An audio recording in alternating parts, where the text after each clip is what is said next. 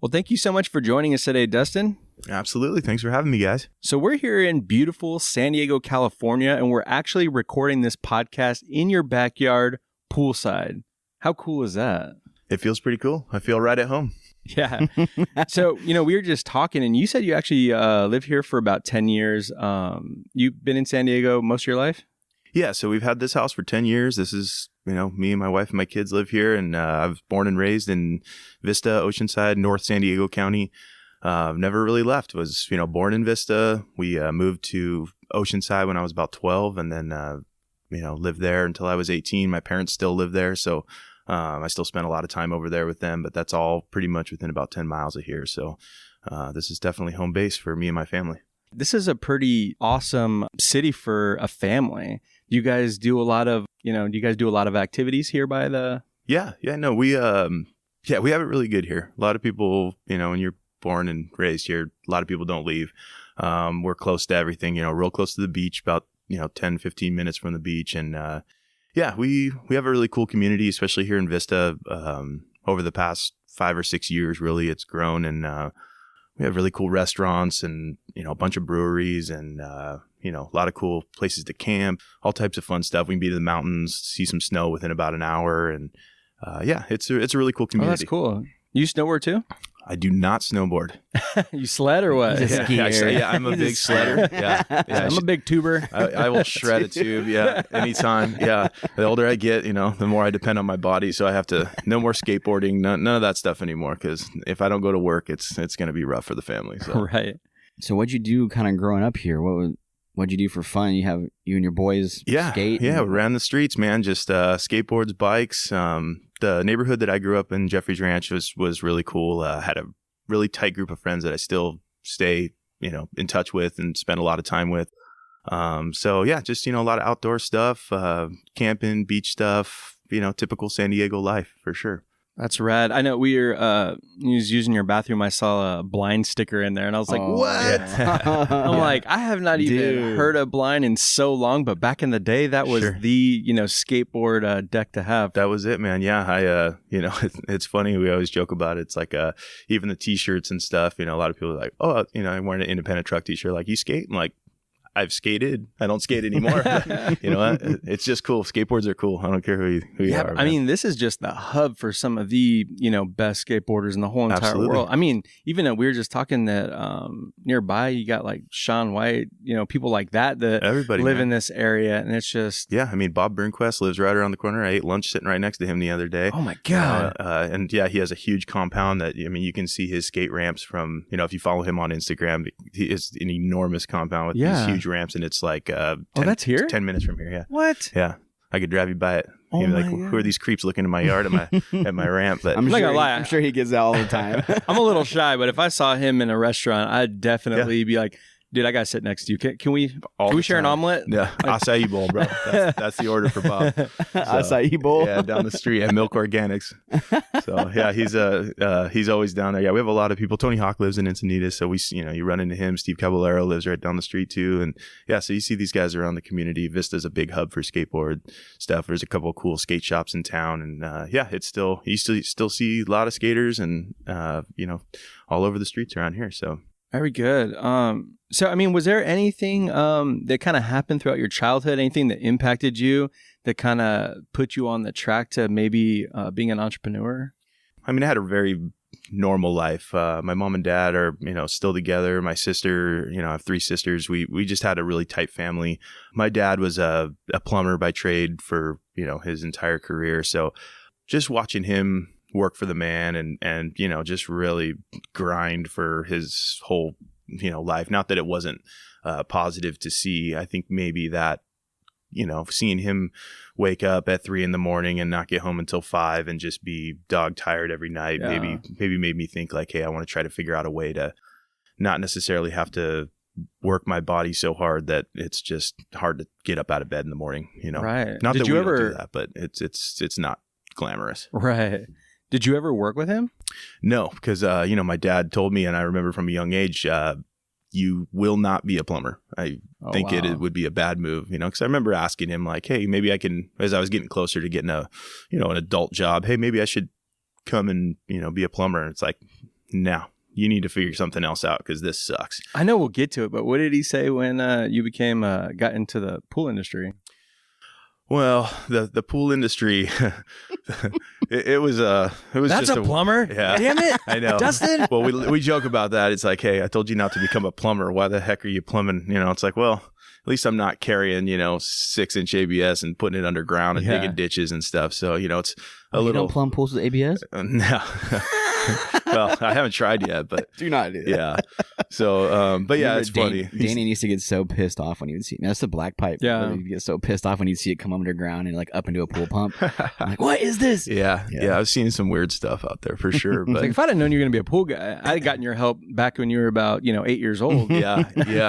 I never really got into doing the kind of plumbing. My dad was plumbing, homes, and they were doing new communities and that type of thing. Well, that was all blowing up, which it is again now. But obviously during the recession, that took a big hit. So he was traveling a lot, up and down this area trying to keep busy. But the pool industry thing was by accident. I fell into it. I needed a job. It was time to get a job. I was wanted my own money. Mom and dad said, at least go find a summer job. I put in probably 10 applications just at random places, Taco Bell, you name it. And for whatever reason, me and a buddy of mine actually walked into the Leslie's Pool Supply, here in Oceanside, still right out here. Shout out to Store 302. Sorry for all the problems. Sorry for all the problems. Yeah, they're probably still paying for my issues. But yeah, that was back in 2000. I got my first job. I was 15 years old, and they gave me a shot for the summer. So I carried chlorine out and, made it through the summer, probably just barely made it. And then I remember that was when, we went back to school. After the end of that school year, I came back. They rehired me for the following summer, and then I just stayed, and they kept me there, and just naturally kind of progressed, as one of the younger people working for that company, and it just naturally happened, became an assistant manager, and then somebody got fired, and it was like I remember, I think I got the manager position when I was maybe 17, right. Something like that, maybe almost 18. Wow. I remember going on the first manager's trip and them saying, wait, you can't have a beer. Everybody else can have a beer. You're a kid, man. I'm like, I'm not a kid. I'm a manager. You can do whatever I want. So it's like, I'm making the rules around here. That's right. Hey, you give me the keys and you let me hire and fire. So yeah. But yeah, that's kind of how the Leslie's things happened. And that was the beginning of, me getting into the pool business. Did you ever do inventory?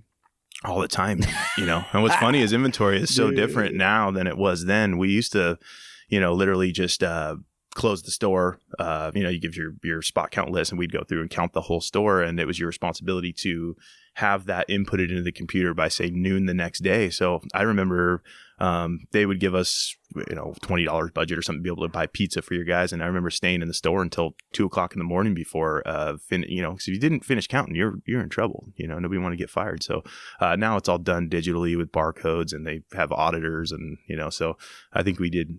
I probably was part of 10, 12. No, man, I still think they kind of do it that way. I've seen them there till, I remember when talking with Neil for a while, he's always there till like 2 a.m. doing that. Well, that's a issue with people not paying attention and giving stuff away in the store. That is a huge no-no, but one little thing throws off the inventory where you're thinking the computer doesn't match something, or it says you have 5 in stock and you can't find it anywhere. It's like, got to inventory the whole place because obviously nobody's, doing this job correctly. So last night we were talking a little bit about, a lot of the benefits one could have in working at a pool store, and especially Leslie's.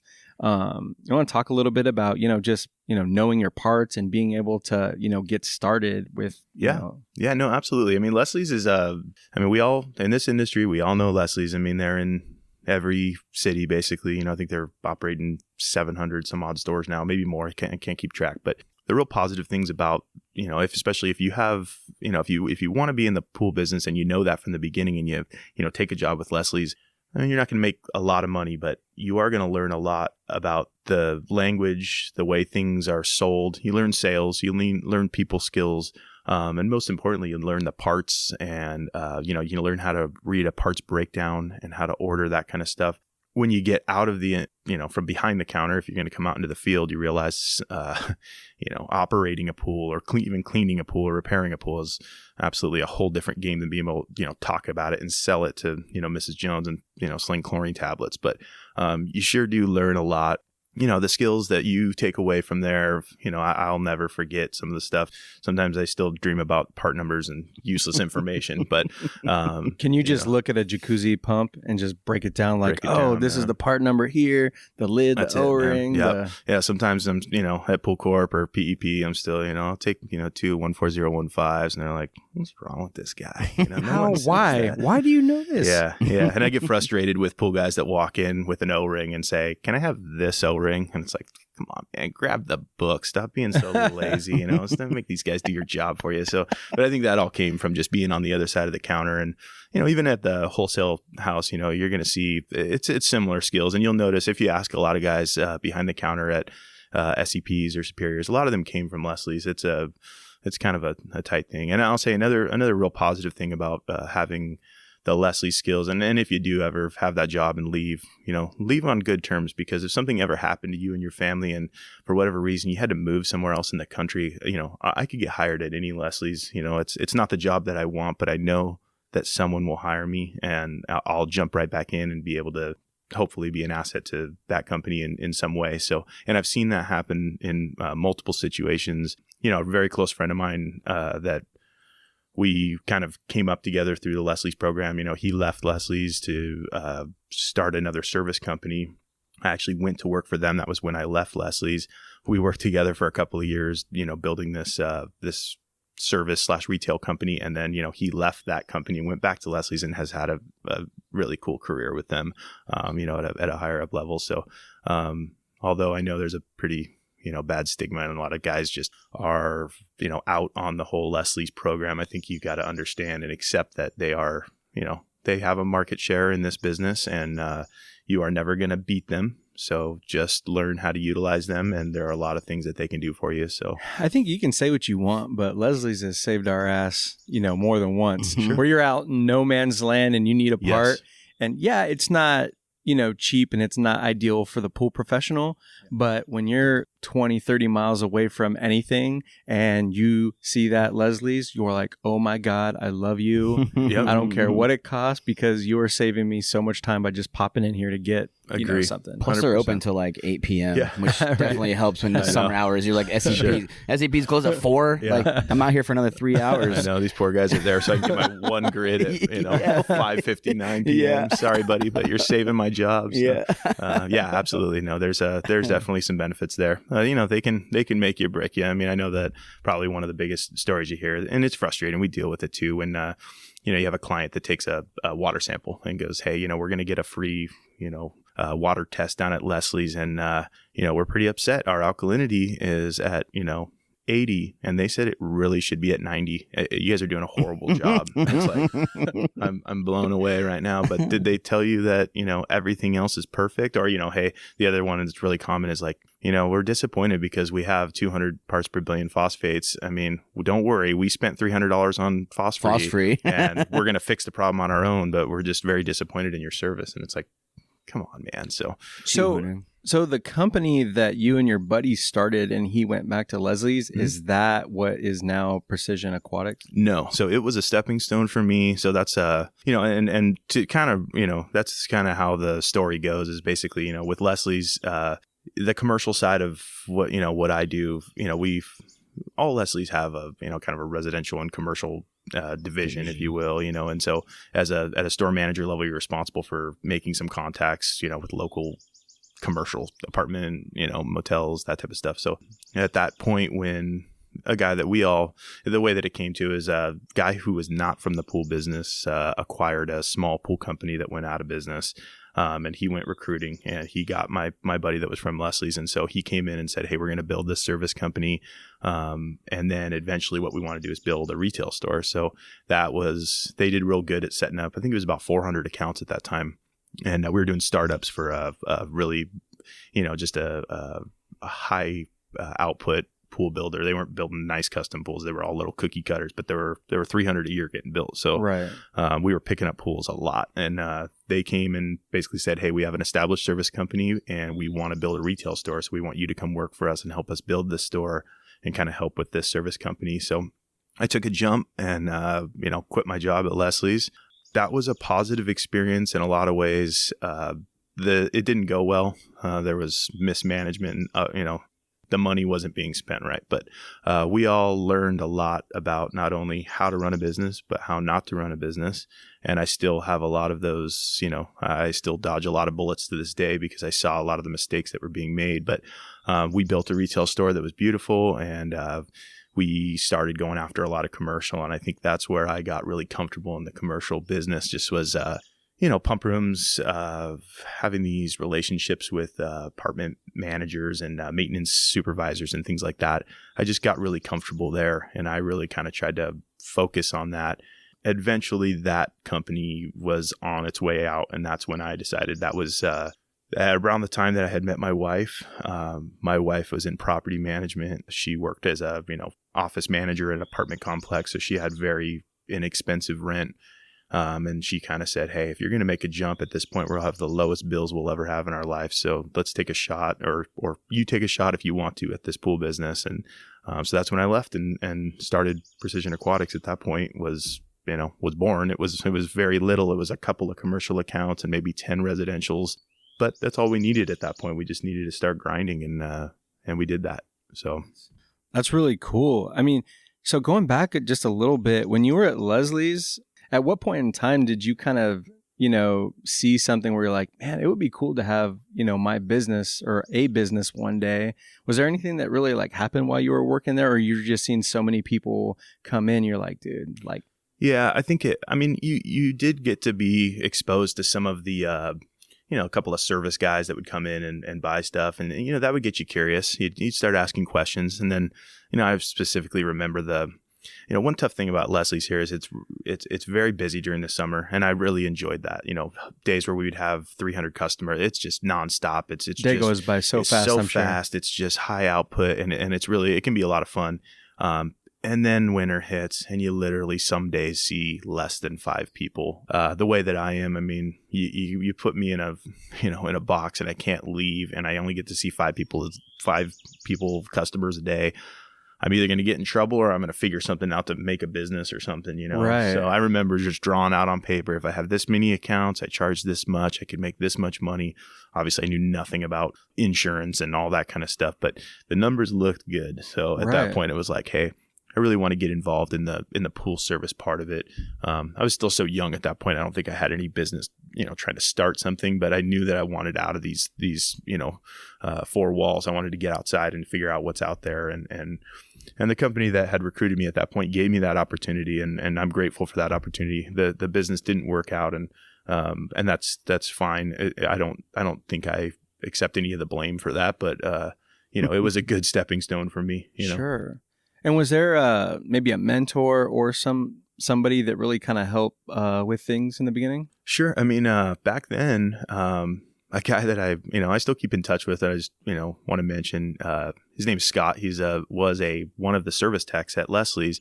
He was older than me, but seemed to have some interest in me because he would come in and spend some time while he picked up his stuff, kind of talking to me about what he was lined up to do today. I'd help him load his truck, or he'd show me tools, or he'd, kind of tell me what it is it's like to be a service tech. So, and then once I left Leslie's, I kept in touch, and he actually was, really helpful in, the beginning stages of teaching me the basics of how to, plumb equipment and just basic electrical. So he always was a guy that I'll remember because I met him through Leslie's, and, he's had a career path through the pool business and above ground spa business and stuff. And so he's still out there. So shout out to my boy Scott for helping me. But, I've had a few mentors that have been really, it wouldn't have happened without them. In the early days, we hired at that stepping stone company, we had hired a guy as a repair tech that had, a lot of experience in the build side. He was a really good pool plumber.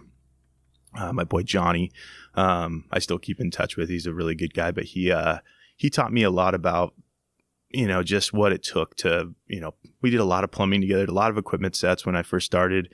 I still kind of give him credit for teaching me how to plumb a pool, and that type of thing. And so, it's like mentors and people that I've surrounded myself with over my career. They've changed and they've been from all different walks of this business, but it is so important to have people around you, to encourage you and to show you stuff. So I'm just curious, what are some of the maybe bonehead mistakes you might have made in the very beginning? Oh my gosh. Wow. Like some that you were just like, just the ones that you're like, dude, I can't ever do that again. Well, from a technical side, there's a bunch of them that pop out, and some of them are, pretty insignificant, but ones that, I'm a pretty firm believer in, mistakes we all make mistakes. I don't typically get upset about mistakes that I make or my guys make, as long as we take something away from it and we don't hurt ourselves or others. It's stupid stuff like I remember overflowing pools. How many times do you have to be told, don't fill a customer's pool? It's not your responsibility. Well, I just need an inch, man, to get the skimmer, get water in the skimmer. Well, it turns out 3 days later, they're out of town. Neighbors aren't happy when the backyard's flooded because you left it on. I've done that a lot of times. Yeah. That is like, that's the silly one that everyone's done. And you just beat yourself up over it. Absolutely.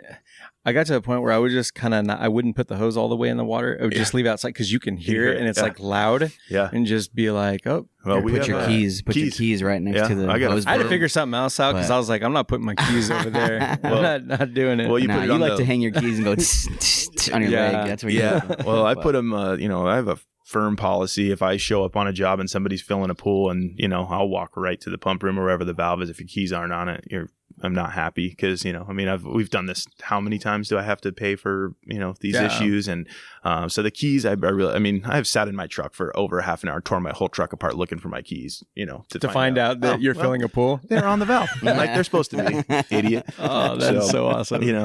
But it does work. You're not going anywhere. I think moral of that story is don't fill people's pools. Don't fill pools, guys. Come on. Take it from me. Learn from your mistakes. We've paid several $100s to fix backyards plenty of times. Yeah, I think we all have. I don't think you're a real pool guy until you've damaged something like that. So, yeah. So, I've done stuff like that. I remember another one that got me was related to filling a pool. It was just right at that level, where the skimmer's sucking, you're getting, pumps prime and losing prime. I go, I'm going to put the garden hose in the skimmer, because I want to feed a little extra water right over the suction line there.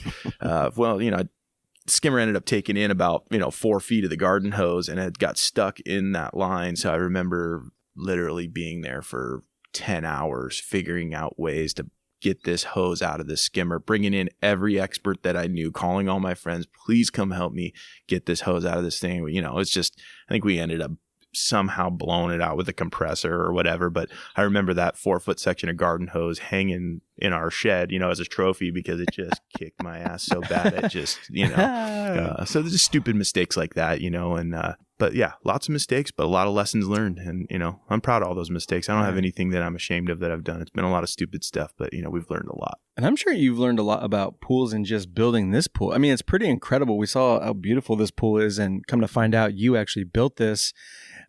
Just kind of seeing that whole process through and everything that goes into it from a service side, commercial side, you probably have a much better understanding just from being in that process. No, absolutely. We don't get to see a lot of this, from the service side. And, I get, I see people say like, who built the pool? I built it, but I don't know if I did. I called in a lot of favors. I did everything or was involved in everything that I possibly could to, obviously save money and that type of thing. But, in the service business, you end up doing a lot of favors for a lot of people. And I always kind of kept those in my back pocket. I usually don't ask people for favors, but I will do a lot of favors because I know they come back around. So sure enough, a lot of guys that were, we've worked with in the past came and helped me, and I learned a lot on this one. My buddy Dwayne is a guy that I've known Dwayne from Aquatic Specialties for the better part of my entire life. He was the stepfather of a kid that I grew up with, a real close friend. So we have kind of a unique story, but I known him since he was a kid, and then we kind of went separate ways. The friend and I did, and he moved out of state and whatever. So I didn't see Dwayne for a long time. And Dwayne was working in the, concrete business. He was a heavy machine mechanic. I mean, he's just worked in all different trades, really super talented. But as a kind of, basically semi-retirement job, wanted to start a pool route.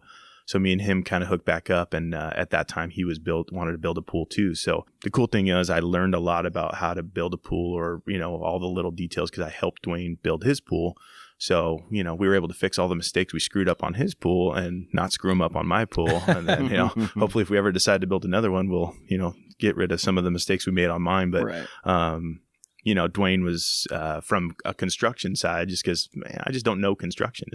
I've never been formally trained or anything like that. He knew a lot more, and I learned a lot from him in all aspects, and I was teaching him the pool service business, but he was teaching me, a lot of stuff. He seems like he would catch on to things really quick. He's such we had all the boys over here last night at your house, had a great time, and we were just talking to him for, a couple hours, and he's building motorcycles, talking about heavy equipment. I mean, he's all over the place, but you talk to him, he's very knowledgeable about what he's talking about. He is, man. He's been through a lot, done a lot of different jobs, and he's just very knowledgeable. So, I think he would say that he would give me the credit for teaching him the pool business, but just take it, man. Yeah, I'll take it. Yeah, so that's for me. So he sends me a check for 2% of everything that he makes for the rest of his life. But I taught him how to clean pools, but I learned a lot about electrical and just different aspects of especially pool construction and stuff like that.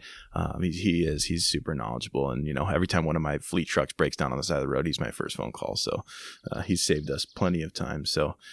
Yep, definitely shout out to my boy, Dwayne Ingram, Aquatic Specialties. He's a good man. Yes. Before we get too far, you mentioned to me before that one of the coolest things to you is being able to make your kids events, and you're a really cool family guy. You want to talk about that part of it a little bit? Yeah. Business? No, absolutely. Family for me, that's really, a lot of people ask about hobbies and whatnot, and it's like, I'm a family man. We spend a lot of time together. My wife, Jackie, and my two kids, Abby and Rogan, we are a tight crew. We do a lot together. The thing that I'm fortunate for, and I think all of us in this business, if we don't realize we should realize that the flexibility that this industry provides us is valuable to people in different ways. But if you are raising kids and you have a family, I wouldn't trade the flexibility that I have in this business for anything. I don't need to miss any, performances at my kids' school, any sports stuff, doctor's appointments, anything like that. There's no need for me to miss it. I don't have to ask for permission, to get time off of work or whatever. You just go do your thing and then you get back to work. And, that is so valuable for me. My family is the most important thing to me, and always has been, always will be. So, we spent a lot of time together, and, that's why we built this pool in this backyard. I was able to talk my wife into it. She still may not be very happy about it, which I think she shared with you last night, but, no matter what, she can't take the pool away now. It's already there, but, and it's the same thing with the trailer, the camping and stuff. It's like, build things and buy things that, create good times for you and your family and, your friends and everybody. It's like, if you build it, they will come and they will hang out, and you'll get to spend hours and a lot of special time with these people. So it's really important to me. Absolutely. Yeah, it really shows, man. Yeah. So thanks for sharing all that with us, man. We wanted to have you on because you have a real passion for the industry, and you made a huge impression on us when we were at the Zodiac ZPPN symposium. We got to talking quite a bit. Your passion for the industry is just really motivating, and that's kind of how we sparked our good friendship now. But also your Precision Aquatics focus primarily on commercial sector of the industry, so we've not really touched base on a lot of that yet. But can you tell us more about your company, why you're focused so much and so comfortable with commercial side? Sure. Yeah, absolutely. It's just we're a commercial focused swimming pool maintenance company. We do residential. I think we're good at it too, but my passion always really has been for commercial. I'm pretty open about the fact I'm not a great salesman. I've never been somebody who wants to, I get into a backyard and somebody's interested in an equipment set. Of course, we'll give you the prices and tell you what we can do and, try to get you to do the stuff that I would want to do in my backyard. But I'm not a great salesman. So I think I have issues with trying to get money, asking for money and stuff for me. Just dealing with people, hard-earned money, I, for whatever reason, don't feel super comfortable asking for it. And that's something that I lack. I need to get better at, and I work on it all the time. But where I really feel comfortable at is commercial budgets. I work well with property managers. I feel really comfortable going after and getting the money that's allotted for a property for the pool maintenance. I know how the budget works. I know what portion of it I want and I think we deserve and the property deserves. So I usually try to we do a lot of different kind of commercial too. It's not necessarily all glamorous. I mean, I do Motel 6s and, just the crappiest ghetto apartment complexes you've ever seen, but we also do some, real high-end resorts and that type of stuff. So, HOAs is another big one for us around here. We have a lot of communities that have big community centers with, junior Olympic pools, and we do a lot of those. And I've just always felt, more comfortable there. I think I also enjoy the aspect of being like a early morning pool service company. That's one thing, kind of the way our business looks is the way that a serviceman's day looks on a commercial day. It's like we start as early as, I have a tech that leaves 3 days a week at, about 3:30 in the morning. And, he's out there, scrubbing and vacuuming and getting stuff done before most people are out of bed. It's not that it's a waste of time, but, sure does burn you when you're in a backyard for 45 minutes and only 10 minutes was, cleaning the pool. The rest of it was petting the dog and chasing the kid and talking to the wife. And it's just, it wears you down and sometimes slows down your productivity. So I think that's like one major benefit to the commercial stuff we do. It's like we show up early, we get going, we bang it out, we do a good job, and we move on to the next one. That's always kind of been something just that we've focused on. And a lot of our, cleaning programs, just the way that we do things, I think they work well for that. So. It's crazy how much, just talking about that a little bit, how much different commercial is from residential, because you could potentially be running into people all the time, especially as the day progresses and it gets later, because hotels, apartments, all those different things, there's always going to be people in those places. With residential, people are usually at work or they're on vacation or, something where technician doesn't really ever run into anybody. But in being on the commercial side, has that ever kind of scared you a little bit that your team would have to be having these interactions with people staying at the facility? Yeah, I mean, it happens all the time, and it's funny. We all have our different style. It's like I'm a little more, when I come in, I'm a little more timid. I hate, especially, you walk in, you have a family hanging out, having a good time at the pool. Kids are swimming, they're hanging out. It's like, I hate to kick these guys out. They're having a good time, right, but I need to put some chlorine in this pool, so I always try to do everything else to, give them as much time as possible. Or maybe I'll give them a warning and say, hey, within the next 15 minutes, if I could get a, shot to get at this pool, can you guys take a break, or can you hop in the waiter or the spa so I can deal with the pool? But, I have a couple techs too that are pretty ruthless. They walk in, everybody out of the pool, out of the pool. I said, get out. Get out. Yeah. So, it's just one of those things. We all have our own style. And absolutely, we have a lot of, that's one of the, I'd say probably more challenging things in the HOA, these homeowners associations. It's a little different than when you're dealing with say a motel. It's like, okay, you come to a motel pool. They paid $129 to stay overnight. There's not a whole lot of ownership going on here. When you walk in, it's like, hey, get out of the pool, man. When you walk into an HOA and they have $400 a month HOA fees, they take ownership in this pool. So all 57 people on this pool deck right now think they all equally own this pool. Right. So, you walk in and you just get attacked with questions, hey, we asked for it to be 82. It feels 81-ish. So we're not sure why you guys are failing at your job. Or we notice there are 3 roly-polies over here in this corner, and it's kind of disappointing that you guys didn't grab them. Just people are very picky about the HOA stuff. So I think that's have you gotten really good at that banter back and forth with them? Oh, man, that's pretty much a majority of my job is managing people's expectations on the HOA stuff. And I think I'm pretty good at it just because I've had so much practice. But, a big thing that I deal with is people want to be nice to you face to face, and then you walk away and they go in the office and complain that you did a crappy job. So, but it's just the nature of the beast. You signed up for it, and you just got to figure out how to make everybody happy and manage those expectations and really try to keep, those little relationships. I can't tell you how many regulars, because I still do a commercial route myself 3 days a week. I try to stay in the field to just try to keep connected with what it takes to clean pools. I don't hate cleaning pools. I find a lot of owners get to that point where they just hate the cleaning of the pools.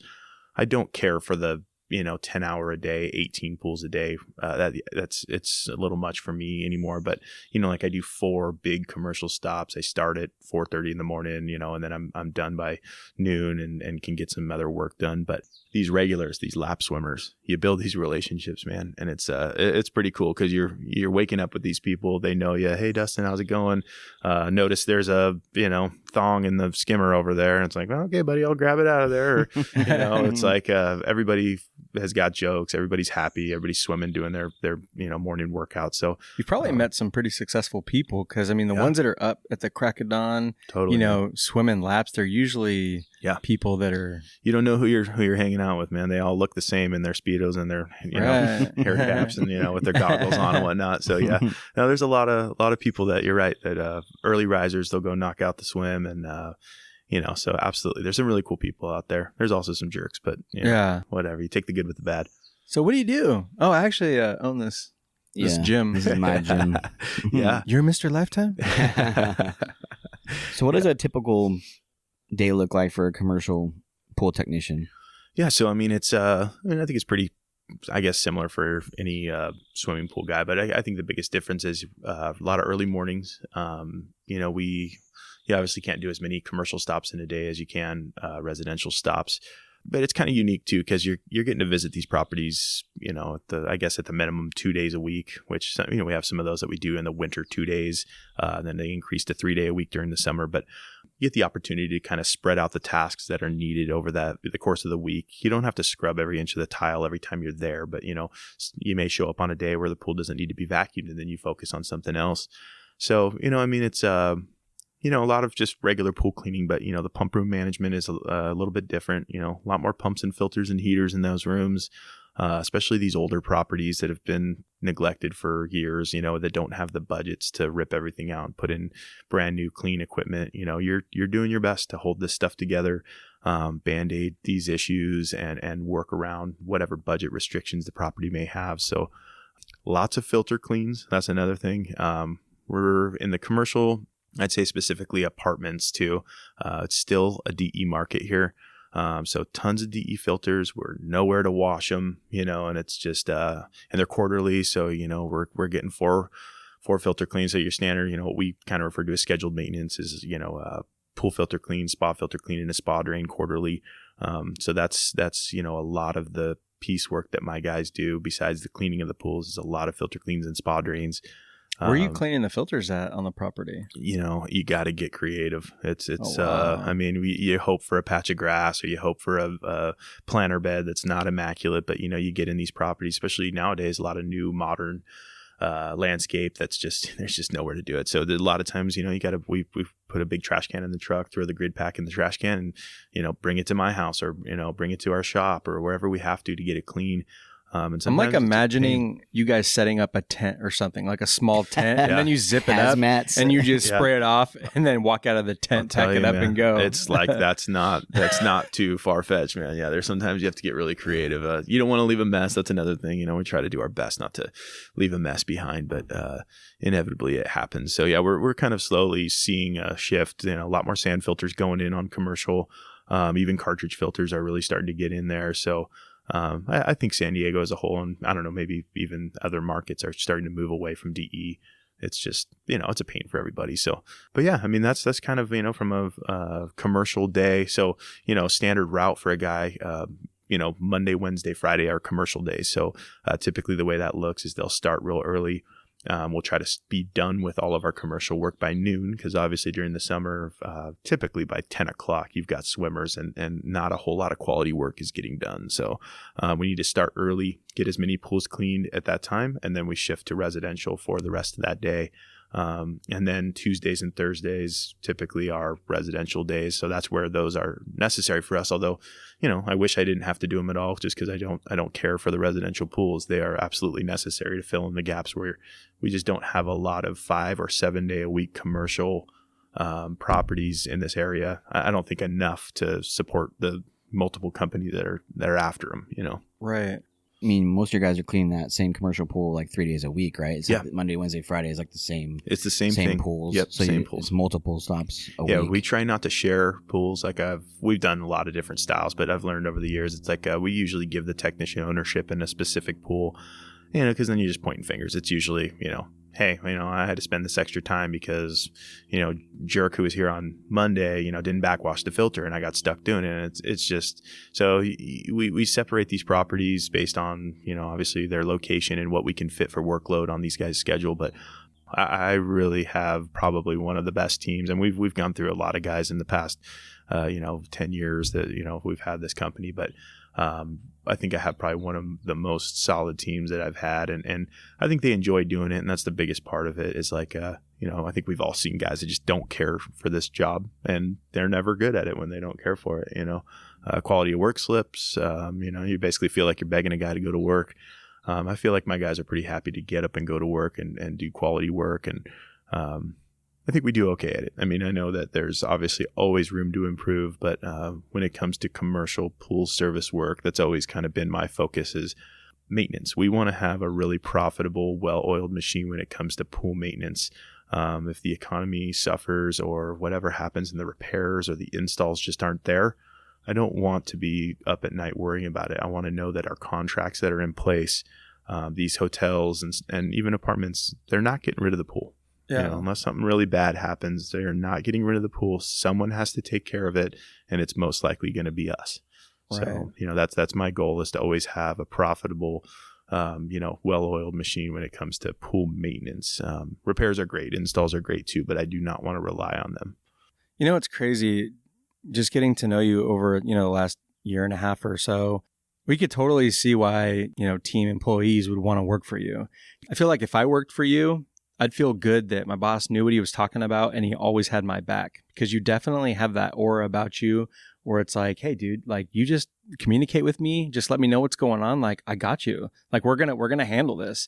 And I think that is a struggle in most companies where a lot of guys don't really want to communicate with, their bosses very much. Cause it's like, man, I don't want to bug him.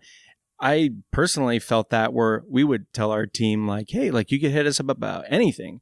But I do remember when getting hit up sometimes and it probably sound like it was a really inconvenient call. Like, why are you calling me about this? Yeah. You know what I mean? Like I didn't say it like that, but and we're just being totally transparent and honest here. Sure. Some days are better than others, but that is a huge thing in trying your best to have that really consistent personality. And I think that you are really good at that. Like I could see just everything kind of going wrong or just having kind of a bad day. But one of your team members is at a commercial account and says, hey, Dustin, I'm over here, blah, blah, blah, blah, blah. Like, what should I do? Like, I could totally see you just being like, okay, buddy, well, let's just, let me walk you through that, Yeah. I mean, thanks for saying that, man. I hope my team would agree. I do my best to try to, stay cool. Yeah, I have bad days too, and they know it. And typically they know, hey, he's on one. Let's not call him about that. If you call me one more time about the emergency shutoff switch being off on the spot, I'm going to drive there and kick you in your balls. But it's just one of those things. But they also know, like they know, man. You guys are so tight, and you guys hang out a little bit outside of work that they get the humor in it too, even if it's a little. Totally, I try to be as lighthearted about this stuff because it's like I say all the time. I think I said it last night probably multiple times. We're not saving lives here. We're cleaning pools. I would have went to school to be a doctor if I wanted to have the stress level that these guys deal with. It's not that our job's not important, but I try to stress to everybody, show up, do your job, don't lie, don't steal, be safe. Outside of that, we don't need to be stressing ourselves out to the point where, you're losing sleep at night or it's taken away from what you've got with your family. I mean, I'm running a business. They're not. So obviously I'm going to have a little more of that stress and that they're not going to have. But yeah, I want my team to like me, I mean, if they don't like me, they're not going to work for me, and I don't get along with everybody, but I feel like, and I do my best to keep my personal life and my business life separate, but I do try to be personal with my guys. I genuinely like my team. I like going to lunch with them. I like to know their families. So absolutely, man, I think it's very important to have that kind of relationship with your people. I think these guys would probably take a bullet for me and I'd take one for them just because, hey, what else do we have? We got to be out there and watching out for each other and just trying to, change the world, fix the world one pool at a time. I love what you said last night, and just touch on it real quick is you were saying that one of your guys called you and was kind of stressed out about something, and it was like it was an accident. It was a $60 accident, I guess. Sure. And you were just like, no problem, man. Like I can handle small problems all day long. Oh, it's the repetitive ones, and it's the ones that are, real expensive. Sure. And, the ones that you hide and lie about. And then they come back to bite you on a Sunday afternoon. But you were letting them know, like, you're being honest, like, thank you, but this is a small problem. I'll knock this out for you. It's no big deal. I got it. I think the one you're talking about is the street sweeping ticket. Yeah. It's like, I think I probably have, I should have like a direct deposit with the city. They know me now. It's like, it's a Precision Aquatics truck. He'll pay. And I've only probably paid off 300 street sweeping tickets in my career. But I remember that specific call, because he was an employee that had only been with us for about maybe 6-8 months. And when he called, it was like, hey, boss, I'm really sorry. I'm like, oh, God, did you run somebody over? What happened? He's like, street sweeping ticket. I'm like, shh. Who cares, man? God, if that's the worst problem that happens to me today, I'll be super happy. But the thing is, he could have very well worked for another company where he got his ass chewed out for something like that. And I see that. And I get criticized sometimes from, some of my colleagues that I run, I'm a little loose. I don't get super hard on these guys. I am not a micromanager. I hate to be micromanaged personally, so I will not do it to anyone else. I'm a little bit of a control freak. I like things done in the ways, certain things, but I try to teach my guys like, hey, this is what I expect. This is the way I like it done. But I'm going to give you space to, interpret that how you, see fit. And the fact of the matter is they have a skill set that obviously they're working here for a reason. I'm going to let them do their thing. So when it comes to causing problems and fixing problems, I try to give them enough, freedom and room to make a problem, fix the problem. And if you need me, ask for help and I'll back you up no matter what. Like you said, as long as I don't have to mortgage my house or, sell one of my children or something to fix the, fix the problem, then it's all good, man. And we learn every time we make a mistake. So that's the biggest thing. I just want you to, I can pay for a street sweeping ticket, but I hope you learn that every first and third Wednesday at Mrs. Jones' house, you're going to get that ticket. So if you call me from the same property, next month, I might be a little irritated, but we're still going to move on. It's $60. So now we're at 120. This is getting to be a problem. That's right. No kidding, man. So yeah, there's always, I just try to stay as positive as possible because they are pools. They're not, we're not saving lives. So sometimes I just need to take a step back and calm down and realize, hey, it's all good. We're in beautiful San Diego. We're working outside. We're cleaning pools. We have great jobs. We all have families and roofs over our head. Things could be worse. It's a good approach. There's a lot of psychology behind that too, because I think you taking the stress out of it makes people do a better job. Because it is serious because you're in control of people's fun and health and different things like that. But trying to sort of take that pressure off the people that have to do it day in, day out, you want to, whatever you can do to make them be the best they can be. And if that means kind of, talking in a certain way and just taking that pressure off them and it works. I think it does great. Work. And you're right. I'm glad you said that because, I know I try to play it down that what we're doing isn't important, but most importantly, the health aspect, I do take very seriously especially in the commercial market, people can get sick if we don't do our jobs. And I do take that seriously. And, we do everything we possibly can to. But we know what you mean though. It's not like you can just close down a pool and just not go in it. Yes. If somebody, needs to go to the hospital because they're having a heart problem or something, you got to handle it. Yeah. Yeah. That's the thing. Life or death situation. And I get it. It is a bummer when you ruin somebody's 4th of July party, but at the same time, life goes on. So, So, some part of the commercial side is dealing with HOAs, hotels, apartment complexes. You have to negotiate different contracts. How do you communicate with them, after you have the account and something needs to be repaired? How do you bring issues to their attention? How do you deal with that side of the business? Yeah. So, they're all a little different. It depends because, you'll find some apartment complexes. I think that's probably the easiest way to compare. It's like you'll find an apartment complex that's owned by, say, a national company that, has hundreds of complexes. They have a very strict procedure when it comes to vendors and procedures for putting in estimates and billing and all that type of stuff. But then you'll find an apartment complex, and we do a handful of them here close that are privately owned, maybe by one guy, and it's like they have a couple people that manage their maintenance side and then their leasing side. So they may have their own program, but that's kind of what I do. And my wife, Jackie, is like, we, when we get asked to come out and do an estimate or, start some form of a relationship with this property, my goal is to, in the beginning, figure out what can we do on our side to make your job easier. Obviously you're hiring us to take care of the pool. So that's the easy part. How do we get paid on time? How do we expect you guys to be able to communicate issues to us and us back in an effective way so that everybody, is happy and things get fixed in a timely manner? So they're all different. And really that's one of the main things that we do in the first month is, learn the personality of the pool, learn the personality of the staff that we're going to end up working for and, working alongside with, and just their procedures and what we can do to make things easy. It's a challenge. It's still, to this day, we struggle real hard with it. People come and go. That's another problem, is like, you get hired for to do maintenance on an apartment complex, and then the office lady who was great, who helped you get paid on time and everything else, she quits and moves on. And then now a guy that doesn't know what he's doing takes her job. And next thing you know, you're 3 months without being paid and we're arguing. And so, yeah, there's a lot more politics involved in that side of it.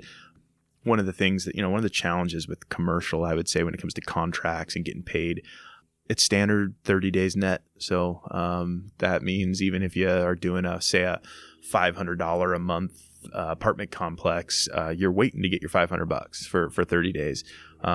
It's the same if you're putting in a $20,000 equipment set. You're waiting 30 days. There's very rarely any time you're going to get paid quicker than that. So it does take a little bit of your kind of bankrolling. So your cash flow is much more important. Yeah. And we struggle with it. It's obviously you get excited still when you get a big project. Hey, we can put in 3 heaters in, cool. But we got to buy 3 heaters. We got to fork out that money for 30 days, Yeah. So it's always kind of you want to make sure that once you actually purchase those heaters, hey, everybody, let's move quickly. Let's get this job completed and let's get our invoice in so we can get the process going to get the money back in the bank. So right. Yeah, cash flow is a major challenge when it comes to commercial work. And I completely understand when people, that's one of the biggest things. If you ask guys that say, yeah, I don't do commercial, hey, why aren't you into it? Well, I'm sick of waiting for my money. I want my money now. Mm-hmm. I completely understand. And the other one is, people are worried about the commitment, or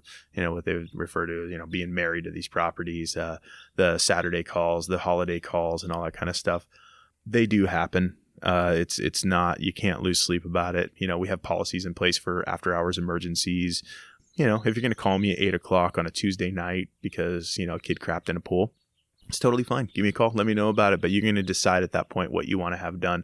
Do you want to pay the money to stop everything and have us come out now and treat it properly, or can we wait till tomorrow when we come out? We're not going to charge you the extra, trip charge. We're just going to come out and charge you what we would normally charge. So, again, it's going back to managing expectations. HOAs, like I said before, they're one of the hardest ones because you're not just dealing with whoever the property manager is or whoever the boss is in the office. You're dealing with maybe 500 people who pay a lot of money every month to make sure everything's perfect. So all 50 people on this pool deck own this big junior Olympic pool. They are not just renting a space here. So that's challenging. That's the people. The pool's easy. It's the people that can be difficult. So they're all a little different, man. And I'll tell you, I'm still surprised sometimes when we come on and do a bid for a property we haven't worked for. It seems like, wow, this is a huge, really beautiful, nice apartment complex. They've got everything put together. Everything's good. And we're still not getting paid on time. Or, you show up and, you show up on a Wednesday and it's obvious that pipe blew out on Monday night, pump room's flooded, spa's halfway empty. It's like, nobody noticed this? Do you guys even look at your stuff? So, it's a little, it can be challenging at times, but yeah, they're all different. They're very unique. So how does a bid work? You're usually competing against other companies, right? Or typically, yeah. Sometimes, how do you kind of size up what it is and sure. Yeah. It's like competition or the competition is key. I usually go there first. I've kind of taken it upon myself. I've always been very familiar with my competition. I think I'm relatively well known around here, and I try to get to know everybody as well. The good and the bad. It doesn't matter if we get along or we don't. Like, I want to know who you are. I want to know what you do. I want to know what you charge. I can walk into most pump rooms and know who it is I'm here to replace, and sometimes there are people that I know and like, and sometimes there are people that I know that I can do better than, or that I want to take the account from. That's just the nature of the business. So that's kind of one of the first things I'll do, is try to establish, why have I been invited here? If you've called and asked me to come and submit a bid, are you just trying to fulfill a request from upper management to supply stuff for your budget? Am I just pumping paperwork for you? Because that happens a lot of policies out there where you need to get 3 bids a year to make sure that your current pool service is competitive or giving you what you deserve. Oh, wow. And it happens to me all the time. So I've learned, I used to get my feelings hurt about it, or I'd come out and there'd be a pool guy there. I'm like, oh my gosh, I'm going to get fired. And I'd be like, what's up? I thought we had a great thing going. Are we breaking up? And it's like, no, we just have to get the bids. And then that's where we end up getting, that's where it gets dicey, because if you're inviting comparable pool companies to come up and give bids and, whatnot, then it's all good. But you invite these guys that are, we have a real mixed bag out here that's doing commercial. And so, when you have a guy that comes in, he's $300 a month cheaper than you are, they ask, why are you so expensive?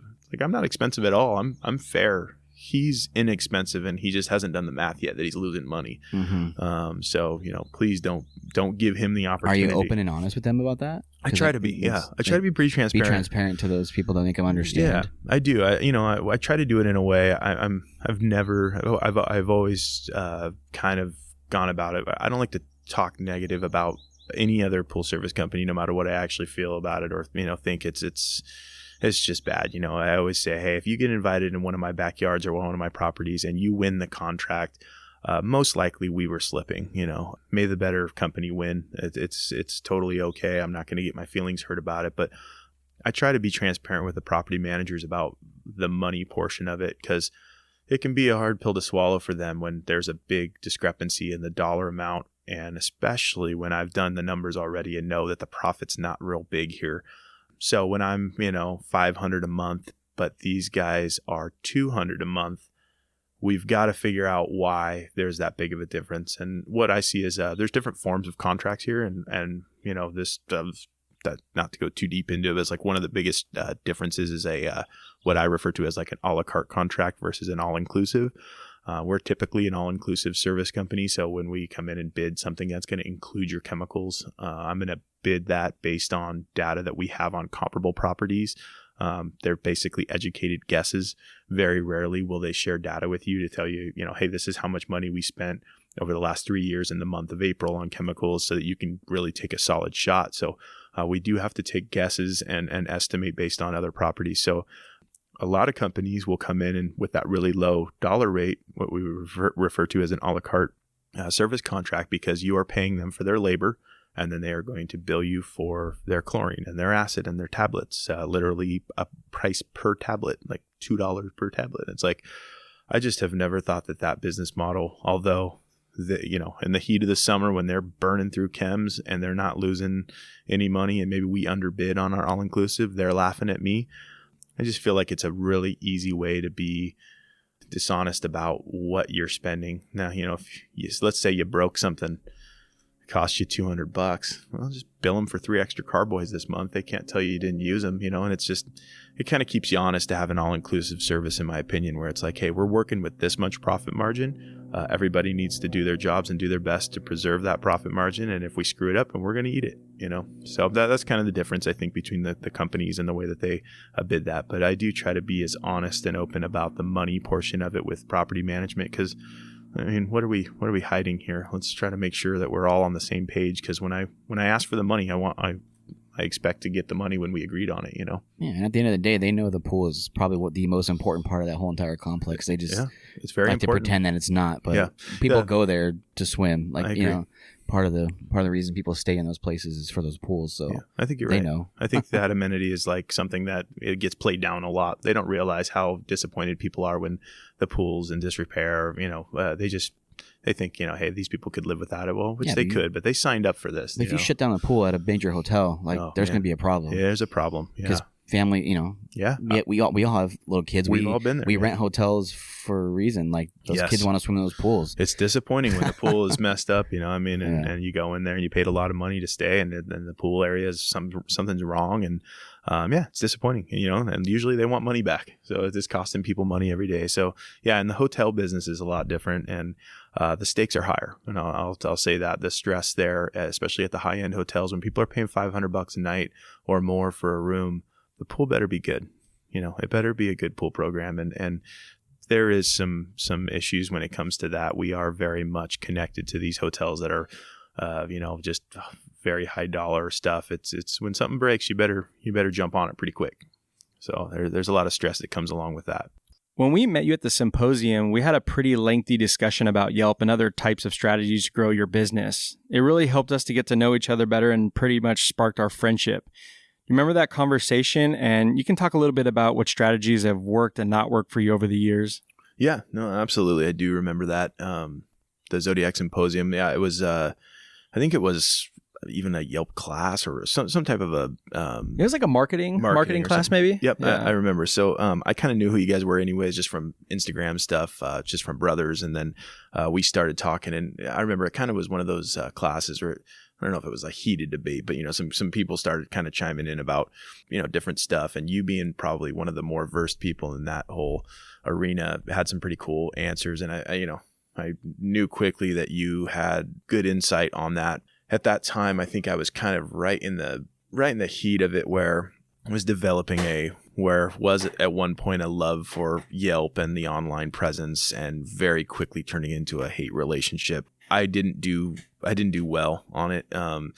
So I mean, just a little bit on the whole Yelp thing. Why do you think that we always want to know this stuff, especially me, is sure. why some areas do so well and then some just don't. And it's really weird because some companies are really good. It's just not doing what Yelp wants them to do. Yeah. I don't know what it is exactly. Maybe you could just share, Sure. why it hasn't been working well for you. No, I think, you're right. It's like, people have these different business models, and Yelp has changed a lot. And that's the other thing, is like, it's not exactly what it, used to be anymore. For me, my issue is, people live and die by this review. It didn't used to exist. When you used to have a pool service customer, a residential pool customer hire you, you'd come on, something bad happened, you didn't like each other, you could just tell them, get bent, I'm out of here, or whatever. Or they could tell you, get out of here, and it's fine, even if something bad happened and you didn't like each other. Now, I think it can be said two different ways. Some people who like it would say, well, it's holding you accountable for your actions and the way that you treat people. I like to say it's kind of like people hold you hostage. It's like, hey, I'm going to talk to you however I want. I'm going to demand whatever I want. And if you don't do it, I will ruin you online. And I almost like a blackmail type. Totally, and I don't do well with that. It's not my thing. In hindsight, I wish I would have never created a Yelp. What's funny is we have a handful of really successful service guys in the area that just aren't on Yelp. And it's funny. I give them a hard time. It's like, did you know that you were dodging this bullet, or were you just behind the times, or how did that happen? Because I'm jealous. I wish I never was on there. But the thing is, and it's not that I have the worst Yelp out there. I got a couple bad reviews, and it's just based on, didn't get along with certain people. And, I could spend time explaining why these people are lunatics that gave me bad reviews. But the fact of the matter was, I got a bad review. You have it. You're not getting rid of it. The interesting thing is, in the residential business, because the truth of the matter is, the Yelp does not serve as a tool in the commercial pool business. From time to time, we will get a cold call from, say, an apartment complex or something like that, where they may have got our number from Yelp. But I don't think we're encouraging property managers and people from HOAs to leave us reviews and to talk about how our commercial pool work, sizes up to others. It's just not, I don't think that's what it's for. It's really for the, residential pool person. And it can work, or it does work for a lot of people. As you guys know, you can build a business quickly if you're really good at it. You can also lose a business or have really bad, issues with your online reputation as a part of that. So things are just so different, because we got hit up by, a lot of commercial stuff, HOAs, like all kinds of different things on our Yelp. And it took time to get to that point, and we'll explain kind of our point of view on it a little bit. So Are you finding it that it's really competitive out here in San Diego? Like you would almost have to be in this, sort of fight and compete with a ton of other people that might not even be on your level of education and, the certifications that you have. Do you feel like it's almost not a level playing field? Sure, absolutely. Yeah, it's a super competitive market, and every year it gets more and more competitive. My hope is that the people getting into the business now are learning from, quality mentors and things that we're kind of weeding out some of the old school style of running a pool service business. But when it comes to the competition for online marketing stuff in regards to stuff like Home Advisor or Yelp, it's a mad dash for, it's like you used to get a quality lead, and this is just my opinion. I have to say that I'm not right or wrong about this. This is just my experience. So I know there's people pulling their hair out, listen to this saying, no, this guy's absolutely wrong about this. Well, I'm not wrong because it's my experience. This is what's happened to me. I hope that you've had a better experience, but in the beginning, I think I may have been one of the first guys that was doing what back then was called Service Magic. I think that eventually turned into Home Advisor. And the business model was basically they would feed you leads. So you get a text to your phone, Mrs. Jones is looking for pool maintenance bid. And so that particular lead would be farmed out to 3 service people that met a certain criteria. You find out that the criteria is not, are they licensed or are they, do they have certain, skills or amount of time in the industry? That's not what it's about. It's who paid, it's who's paying their fees. And so what would happen is it would be a race to who could get Mrs. Jones on the phone quicker and book an appointment to be in the backyard. And sometimes you literally pull into the driveway and there'd already be 2 other pool trucks there. And it's like, how is anybody getting any quality information or getting any type of a honest answer from anybody about anything when all you're trying to do is beat the other guy? I just feel like that's a bad way to make an agreement or sign a contract with a service provider in any way. Or how to start a relationship. Yeah, it's just a bad way to start because, we have a competitive nature. We are going to do what we can to beat out the other guy. Very few of us, and I know that a lot of people will, and I try to, is like, if you see that the pool's not right for you, if having no problem that, hey, I wasted an hour of my time on this bid, but I'm going to walk away with nothing. Most people will just fight to just get the contract, even if it's not right for you. And then inevitably it ends up bad, Yeah. And I think we've all done that and we learn from it, but, the quality of leads seems to have changed dramatically as these online companies have learned that they can generate much more money by with Yelp. What comes to mind is like the request a quote feature. It seemed to like at a single click you're going to be able to get 3 well-rated service companies just so quickly, whereas before you used to actually have to open their profile, read a little bit about them, check out a couple pictures, maybe read a couple reviews and decide, hey, is this a company that seems like a good fit for me? Yes, I'm going to give them a call and ask for them to come out and take a look. Now it's like, you get these auto emails about, can you give us a quote on pool service? Like everybody's pool is the same or something. Yeah. And so I just feel like the quality of leads on all of these lead generators has like just really been watered down. It's not good anymore. I remember at a certain time we were picking up maybe 1 or 2 new really nice service accounts every week from Yelp, and that's awesome, man. That's good for anybody. But then it turned into doing 5 to 10 bids a week on stuff that we don't even really need to be doing and maybe getting one of them. And, you tell somebody that and it's like, well, you should have sold better. It's like, no, you should have gave me more quality leads. I didn't need to be in the backyard because I was the 5th guy in this guy's backyard. And that's just crazy.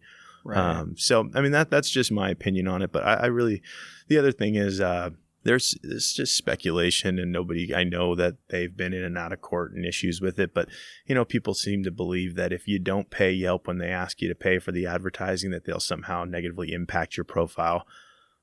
I don't know if that's true. It sure is suspicious sometimes when all of your positive reviews disappear and all the negative ones go to the top.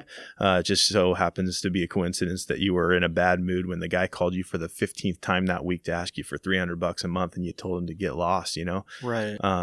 We got to the point where we were like making up these lies for the Yelp salespeople about, hey man, I'm in a bad spot. I'm going through a divorce and I just don't have the money, but please don't, call me back in 2 months and maybe, you're feeding the line just so they won't mess with your reviews. I'm over it, man. I just, ding me if you want. You can make, put all my horrible reviews on the front, whatever it is. I was fine before you. I'll be fine after you. It's not my gig, but more power to the guys that do it well. I mean, you guys, it's funny, the people who would call and ask me about it. People who are just the sales guys from Yelp, they know who you guys were when they're calling us in San Diego and you guys are in Arizona. It's like you guys are Yelp famous, which is cool because you did it well. So maybe it's just I didn't do it well, but I just am not a big fan of that. And you know what the weird thing is, and we appreciate that. The weird thing is, we never spent any money with Yelp. We never used ads. We never did anything. It was all organic. The only thing we ever paid for was like a $25 slideshow. That's really it. Did they still call us? Yeah. You know what I mean? But we told them that we're not advertising because we get, genuine reviews and this and that. But we started to understand after a while that it truly was a game because we were getting the messages, the leads, requested quotes coming in, and we knew that those weren't really the quality leads that we wanted. So what was happening is that we were actually tracking the people that were going from Yelp, looking at the reviews, and then they were either calling our business or they were going to our website, because the person that was going to the website to look at more information and filled out a form, or they were actually calling the business, that was a completely different lead. It was a quality lead, and they weren't trying to request a quote to a bunch of other companies. They were like, okay, I just want to see, because if you look at it as just a hub and a platform where people can read about your business, and it can be good or bad. Even if you're at 3 stars, whatever, like they're still wanting to see what the owner's response to something is, because they're trying to see how professional you really are. And we heard that a lot, where it was like, yeah, we had a bunch of great reviews, but they were talking about some of the negative ones. We would even tell them like, yeah, that was our fault. And it's like, I just like the way that you just owned up to it. And that's what we're looking for. We're looking for somebody to be honest. And when something doesn't go right, that you own up to it. And we're like, that's the way that we're going to do things. It really is looking at it from that point of view. And I think, being more on the marketing side and looking at the website and tracking where things are coming from, where your leads are coming from, that 80% of it might not be good, but that 20% could be, really quality leads. It's just knowing which ones are not. If you know that the messages aren't working for you, just keep responding with that, this is what I'm asking from my customers. You have kind of that template response, and they're going to be like, well, that's too much or whatever. At least your response rate is, 5-10 minutes and you're keeping that good. But the ones that are like, you know what, I think I'd like to check you guys out because I'm looking for somebody, to go above and beyond in that way. Because our favorite pool that probably paid one of the most, was seriously just hi, my name is so-and-so. I live in this area. I think you can come check out our pool. And this was probably 3 years in maybe. It was just like, oh, don't normally do this. We don't really deal with messages too much, but it was in a good area. And sure enough, it just met with these people, and it was the most beautiful home that they built. They own the mountains around it, and they just had it's actually a presidential pool that looked down the valley. And it was just, they were good people and they were looking for a good company, and we took it over. But it was like that relationship was built there. And that's not the same. Totally understand that is not the same experience everybody else has, but I think it's not even just Yelp, because we have no ties or partnerships with Yelp whatsoever. We just know that we made a great deal of money, with the leads we got from Yelp, and we want to share our experience. If it can work for you, awesome. If not, we understand. But I think that same approach should be taking on, all platforms if you're trying to grow your business, because take the things that are good about something and utilize them, and the things that are not, try to work around it, work the system a little bit. The same can be said for Thumbtack and Angie's List and Craigslist and Facebook and Instagram and all these different things. Even it's a Valpak. If you're sending out Valpak mailers and things like that, make sure that you're paying attention and you're target marketing like just this specific, zip code in Vista. You know what I mean? So I think it's really just paying close attention to that, but it can be difficult. And, that's a cool thing that we are actually doing on the Patreon, putting step by step how it is, how to do it. The most recent one we done was like literally an hour and 20 minutes. And it is like the exact details on how we did it. And I was there to even kind of, I don't want to say correct, Sophie that it was on, but I was like, well, that's what you're saying, but you don't really know until you've actually been in the field or been in the business and you've had to actually take these calls. So I'm suggesting to not do that. You can do what you want, but I'm here to tell you that you're not going to want to do that. And pay attention. If somebody's telling you need to spend $300, $500 a month and you don't really have that, please don't freaking do it. Because they are college educated. They know how to. They'll talk you out of it. They know what to do. And I've paid before. I've tried it in all different ways. A lot of people have. Yeah, and I think that people are, even when it comes to paying Yelp or paying a company to advertise or to optimize your placement or whatever. I mean, I'm not saying that's all bad, but you're absolutely right. I mean, you don't have to pay the money to learn how to use it. And most likely my issues with them are a result of me. I'm a low tech guy. I barely know how to use a laptop. I depend on my wife for all of that stuff. It's just, and that's probably most of the reason why I didn't do really well on it. There is some money to be made and some leads to get and some customers to get. I'm in no means trying to, talk people out of doing it. It's just my experience with it has been bad. And one of the things I think back is, like you said, I mean, that's how I kind of met you guys, is through this conversation. Yeah. It's an interesting conversation and it's always changing every year. It seems to change. And, it's cool to see people get fired up. I always like to see that, somebody was able to build a business quickly and, get a customer base that was quality because they knew how to use the computer. They knew how to, work the system and the stuff that about how to do this, man, is extremely valuable for people coming up in this business. So the fact that you share that openly is pretty cool. And I think a lot of people are probably learning a lot from you on that. It is. And, I don't talk a lot about it too, because I don't ever want people to think that we were trying to work the system. And we tell people all the time, it's like, no, you go to the bar on Friday nights and you go play softball and you go do this and you go do that. You spend the whole weekend on the lake and you do that. You think I do that shit? Hell no. Like, my hobbies are freaking studying and doing research and doing all of this and doing that. Like, it's not like I just, went to the store and they put a chip in my brain that said, oh, you're going to learn how to use all this stuff. Like, that's just not the way it works. You know what I mean? It's, if you want to do that, you can do it. You're going to have to do some research or, follow what we listen, just like all the things that and understand. Like, you didn't just learn that shit overnight. No, it's you had to grind it out at Leslie's for almost 20 years or no, not 20 years, but a long time. And I'm still learning. And that's a really important thing, not just about, it's everything. If you're not learning every day, something is terribly wrong, and you're right. You did not wake up in the morning and you're a Yelp expert overnight. The system changes. You have to be smart. You have to be in tune with what's going on. And, although it wasn't something that was a positive experience for me, I know that there's value there. And people still are closing deals on Yelp and Craigslist and everything like that. And I'm actually really fortunate that I think my business model has kind of grown in a direction now where I very much felt stress and felt like I was being held hostage by that review.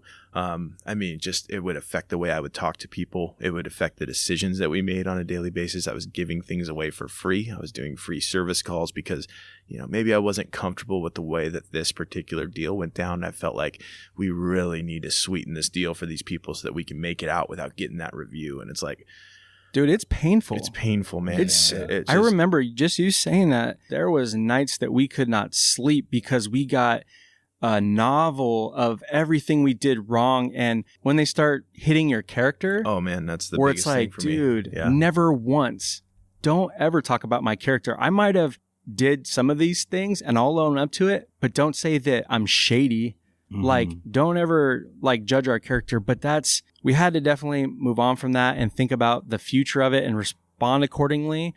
We got many negative reviews that were extremely difficult to deal with. Yeah, and it's hurtful. That is the hardest part because I remember some of those were we didn't think the same or feel the same when going out again. We're like, dude, what the hell's going on, man? Like, I thought that person was cool, and they just freaking ripped us apart. Absolutely. You Yeah. know? No, and that's really what got me. I mean, I think, it's like, I don't know how many anymore. I don't think I look at the page, but I have like maybe 3 or 4 bad ones, but I'll remember those. They all have a, oh, you're doing good. A special place for me because it's like, yeah, that's what it was. It was them attacking my character. I mean, the work that I did, whatever they were mad about, whether or not it was a mistake or, whatever it was. I mean, the one that comes to mind is a guy that was really upset with me because I refused to change a bulb and gasket on a light that when I pulled it out of the niche, it had been cut behind the niche and spliced with, electrical tape. You had wire nuts on a 120 volt light inside of a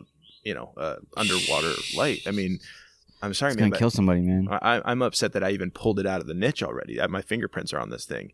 I felt compelled to go in and pull it off of the circuit. And I explained to him that not only am I not going to change the bulb and gasket here, but I need to turn the breaker off to this. And I just want to explain to you how dangerous this is. That was just so offensive to him that, it came to light was because he's the one that did it. Although when we started the argument, the last pool guy did it. And after I had asked, please share with me what pool guy did it, because I'd like to tell this pool guy that you could have possibly killed this, somebody in this pool. This is horrible. Right. Whoever, I'm not going to yell at anybody or try to break them down, but I need them to know that this type of behavior, if somebody is killed in this pool, it is a blemish on this industry. And we can't be doing that kind of work. Well, sure enough, yeah, there's no pool guys really that are that stupid. Well, I'm sure there are, but not, it was him that did it. Right. And so he took it as a personal blow that when I, told him, like, whoever did this is an idiot. Well, I mean, I'm indirectly calling him an idiot. So sure. He felt the need to go online and say, nasty things about me as a person, which it's like, man, we don't know each other. So you don't need to say that. But, you had unsafe electrical work here. I'm just trying to help you out, and you were offended by it. So you felt the need to essentially trash me online to the point where, you're taking food off my kid's table, and now I'm offended, and now I'm bothered by it, and it stays with you. And I'll say that's probably one of my biggest challenges to this day is I don't do real well at, we have a negative interaction with somebody. It's like I have a couple colleagues, people that I know that are just so good at just flipping the switch and turning it off. And, I got fired today and whatever, we're moving on. When I get fired, it stays with me. It bothers me, especially if we were wrong. And I screwed up, and it's like, God, I cannot believe we did that. And, it's just, it takes really sometimes a week for me to kick that. So it gets easier. Yeah. Well, that's the thing. I think that you get better at it probably as you, and that's why Yelp, like for me, it's like after I got beat up a couple times, I literally checked out. I don't even want to look at it anymore. Turn the notifications off. Let's not ask people to give us reviews anymore. I'm literally going to try to forget that it even exists, where maybe if I stayed with it and tried to, just get a little more used to it, things would have been better. But at this point, for me, I don't need it anymore. I'm not an online guy. That's okay. Yeah, definitely. Thank you. All right, so can you share with us maybe some of the biggest struggles you think you face, as a commercial company? Yeah. Going back into competition, I think everybody deals with this in a certain way, but my take on it, and just I think what we deal with, especially I think this may be a little more California specific. It is very expensive to run a business, and it's not just pool service. I mean, I think any trade or any type of system, company, it's just you can operate it in a way where it's much more profitable by cutting corners. I'm not saying that you're a bad person if you do that, but what's happening in our business is we're seeing that a lot of service companies are operating, in a way where it's not that they maybe don't have the $70 a month general liability insurance, but what we have to have as a company that employs people, and I'm talking about employees, W-2 employees, not 1099 independent contractors. We pay work comp, we pay employment taxes, we pay general liability on everybody who is working, not just the sole proprietor. This stuff is really expensive. I mean, we're talking about just work comp alone, 11 to 12 cents on the dollar for every dollar of payroll for these people. And this is for an insurance that is, pretty much very, very rarely ever used. I mean, I know on paper we may have somewhat of a dangerous business, but it's pretty rare that somebody would use work comp in a pool service situation. So it's not that it's not for anything, but the fact of the matter is it's a huge expense for a company. So when I show up to do a bid against another commercial company that is cutting these corners, my bid may be $500 per month for this pool service. Theirs may be $350 per month, but they're making more money than we are at $350. Which is not fair. It's not only fair because they're making more money, but it is bringing down the value of what we do. A guy like me or a lot of the other guys that are running their company the same way, obviously I think we're all in this to make money. So my desire to try to raise the bar up and bring prices up is not greedy. I'm not saying that, hey, we deserve more money. I just would like to see the guys who are charging way too little as a result of cutting corners and not paying taxes and running these illegal businesses. If you're going to cheat, at least raise your price so you're on par with the other guys so you don't make us look like we're the ones that are cheating these clients. Mm-hmm. It happens to me all the time where, literally someone will gasp when I tell them, hey, this one's probably going to be, $550, $600 a month. Oh my gosh, are you serious? Mm-hmm. Like, what? Did I say something wrong? It's like, well, no, we're paying $280 right now. I'm like, well, I'm also here. You invited me here, so there's a problem. Right. So, There's a reason I'm here, and I don't think that it's necessarily, by the looks of things, usually things aren't going well. Mm-hmm. Somebody either just is underestimated the amount of money that it takes to service this pool. And I think we've all probably done this.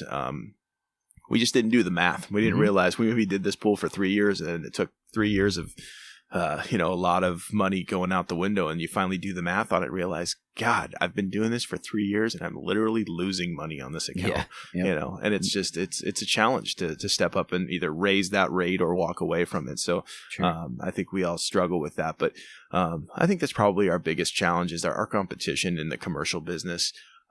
If you're a sole proprietor, a single person running a pool business, and what that means is you would be exempt from workers' comp. If you have a California state license, if you're a licensed contractor and you are exempt from work comp and you are cheaper than me, I'm okay with that. That's fine. You have to decide at the end of the day what you are worth and what you want to put in your pocket. But sure. When you have employees and you're paying them as 1099 independent contractors, but they are being treated as employees, not independent contractors, that's where I have a problem with it. California right now is going through, there's a big court case. It's just, things are changing here. And hopefully for the better. There's a lot of good people that are trying to fix things, in not only just our industry, but everyone's industry where, these employers are able to get around all of this expense to be able to make ends meet. Well, if we raised our profit margins and we cared more about what we did, I think that we can run honest businesses and pay the taxes that are due.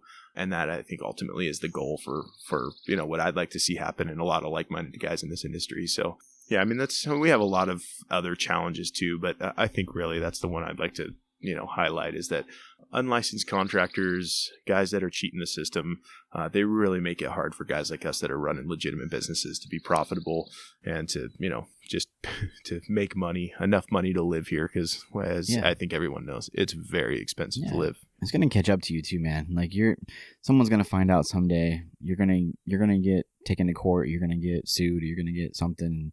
But it does suck. You're trying to run a real legit business and, but coming on in those situations where you're being underbid and they're still making more money is pretty much bullcrap. It is. So I definitely understand. I don't wish ill will on anyone. I don't want anyone to lose their house or their family as a result of it. But unfortunately, I think the state and, everybody has done everything or is trying to inform people about, hey, you're doing this wrong. And, without diming people out and telling, hey, this guy, we know he's cheating or whatever. But if you educate and you tell people like, hey, I think we would find that a lot of people just don't know that they're, they may have been taught that this is the way it's done. I think what we would see is if everybody learned that, hey, you got to make a decision at the end of the day. Do you want to be a liar and a cheater and make a lot of money, or do you want to come legit, make everything right? You're going to make less money, but you're going to run a honest business. Right.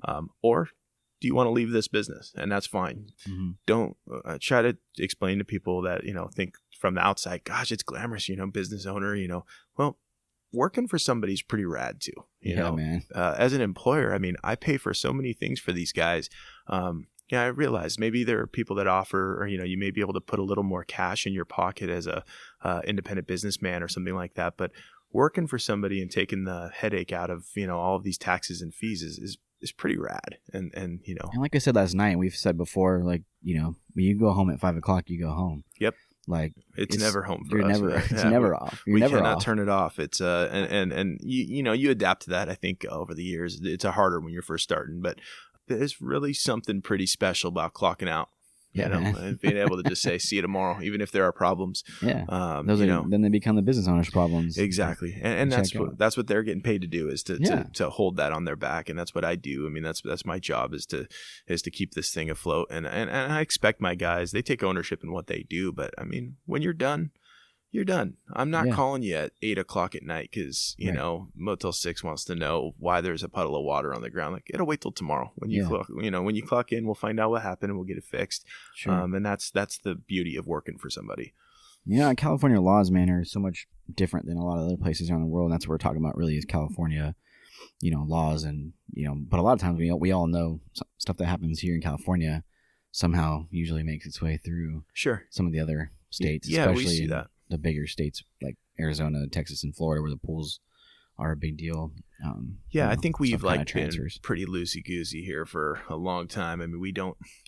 So it's like we have a specific contractor's license for pool maintenance, which is great, and I'm happy to have that license. But something about that license is we don't have a trade test. So basically, if you can cough up the $3,000 or whatever it is to get licensed, and you go through and you do the business and class, business class. Yeah, if you do that part of it, then you're licensed. But it doesn't mean that you're a qualified pool professional, really. Right. But it also says, hey, you care about your business, you invested in yourself and your business, so chances are you're probably better off than a lot of the guys that don't have it. Right. And then we also don't really care whether or not you're CPO certified. I don't think I've ever, in my experience, especially in commercial, ever been asked for my CPO cert. We have them. We're proud to have them, but do they really do much for us? Not really. It would be nice if the state would maybe say, hey, to be officially in charge of a swimming facility, you need to have a CPO certificate. So, I think that would help weed out a lot of the people who are doing it incorrectly, I think so too. Right? And even like, I know it's difficult as like a distributor and like the big distributor companies, like all you got to have is a business card, dude. Mm-hmm. Like to buy supplies there. Yep. Like there should be some type of like, can you provide me with your CPO license? Can you provide me with this? And if you don't provide all that, and we're just as guilty as anybody else. Like we didn't all have CPO certifications, but we aren't required to. We're required. So, and it's kind of like, until you learn that and understand that, like, okay, I mean, I know how to take care of a pool. Do I need to go take that? Probably. But do I have to have it? No. So it's kind of frustrating. And you can go to distribution with a pool business card and say you're in a pool business, and they'll sell it to you. And I think that part would help stop it. And then also if the states and made it more, I mean, the problem is with the commercial side, that might happen quicker. In the residential side, man, nobody can control. Yeah, it's very hard to control. It's very difficult for someone to say you can't take care of residential pools unless you have the certifications. Yeah, and I mean, that's difficult. I don't think that you're going to, I mean, I hope I'm wrong, but we're very commonly, a comparison that's very, made all the time is the HVAC business. Mm-hmm. You cannot wake up tomorrow and decide I am in the HVAC business. Right. Even if you're one of these guys that's real tech savvy and can figure out how to install circuit boards and jump circuits and stuff like that. Yeah. To be able to buy at a wholesale distributor for HVAC, you need to be licensed and have the proper certification. If the major wholesale houses stepped up and asked that everybody who shops here, I mean, there's a sign out front that says, like, this is a wholesale warehouse. You must be a pool professional. Mm-hmm. But like you said, what makes a pool professional? A business card? A business license? I mean, I don't even know if they really need that or ask for that. If they would step up and say, moving forward, starting this date, and you know what? give us 2 years. Yeah. Give us a year. Say in 2 years, everyone who purchases here must carry this particular certification or whatever. It would drastically improve the quality of our business. Unfortunately, I think they're looking at the fact that they would probably lose a lot of profits. And to be able to, from a corporate standpoint, profits or improving the industry, I'm not sure they care. Sure. And I don't blame them. I understand they're running a business, but it would sure be really nice one day if that's where we went, where you'd have to have that certification. And I think you'd see a lot of people fall out of this business. Yeah. For sure. The ones that don't want to be here. Yeah. And even if if say you're a pool guy by trade, you've been doing this for a long time and you've been attempting to run a business and things aren't going well, or you just don't want to pay all those taxes, that doesn't mean that you're going to have to leave this business. There's a lot of really good people that are hiring people all the time. Me being one of them. Maybe being a businessman isn't for you. Hang that up and negotiate a salary through a company that's going to pay you what you need to make so you can do your job. And then we're going to pay the proper taxes and license and all that stuff on you. And overall that you're still in the industry. It's still, you have a lot to offer to the industry as a repair tech or a service guy. And ultimately, the industry will still grow. A lot less stress, man. So, just let us make a couple $1,000s less, but you sure work a lot less too. Yeah. Well, we see it all the time too. And we talked about it. There's a lot of guys out there that have been doing this for a very, very long time and maybe didn't prepare for themselves when they were young people. And I don't want to be 70 years old lifting sand filters in the back of trucks. Neither. It's just, and it's not that there's anything wrong with it. It's just, I don't think it's set yourself up better for that. Try to set up better, and try to plan a little bit, just put a little aside, try to do something so that one day when you don't need to be working anymore, you can at least have other people working for you to keep the wheels turning. So that's just one of those things. I think we need to try to improve this industry as a whole by encouraging and educating, most importantly. I think if guys can get together, we've had some pretty cool people step up from, people like the, California State License Board and EDD, people that have come out and offered to make presentations at these, APSB meetings and IPSA meetings and things like that to provide information to these people. And it's not to attack anyone and to make anybody feel bad, even if you are one of the guys that's not doing it right.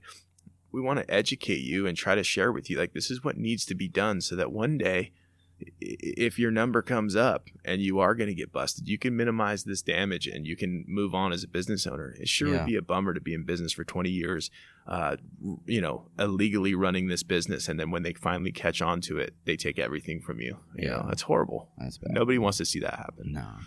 So, one thing we also talked about, and, I think you mentioned it earlier, is that, like, when somebody's unprofessional in this business and people see it on TV or they see it, somewhere where it puts a huge negative impact on outsiders looking in, right? Sure, absolutely. So, like, can you just talk about that for a minute and kind of, being professional and why you're so passionate about that?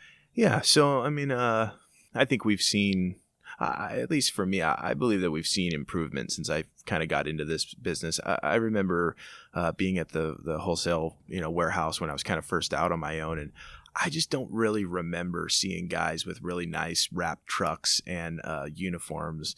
I'm not going to say I was the first guy, but I think I was one of the first guys that had, we bought nice Dickies button-up shirts. We had our names and our logos embroidered. We put Zodiac and Pentair and Raypack, on our sleeves. We spent $50, $60 on a uniform shirt, and we put nice graphics on our truck because even if we didn't know everything and we maybe were a newer service company, we wanted to try to, project an image where people trusted us and knew that we, really cared about this business. And I think as an industry, we are derelicts, we are looked down on, and there's nothing wrong with surfing and drinking beer and all of this stuff. But when it's hanging out of your truck and it's, ripped chlorine stained shirts and, it's just a bad look. And I think that it really feeds into this whole stereotype of the pool guy.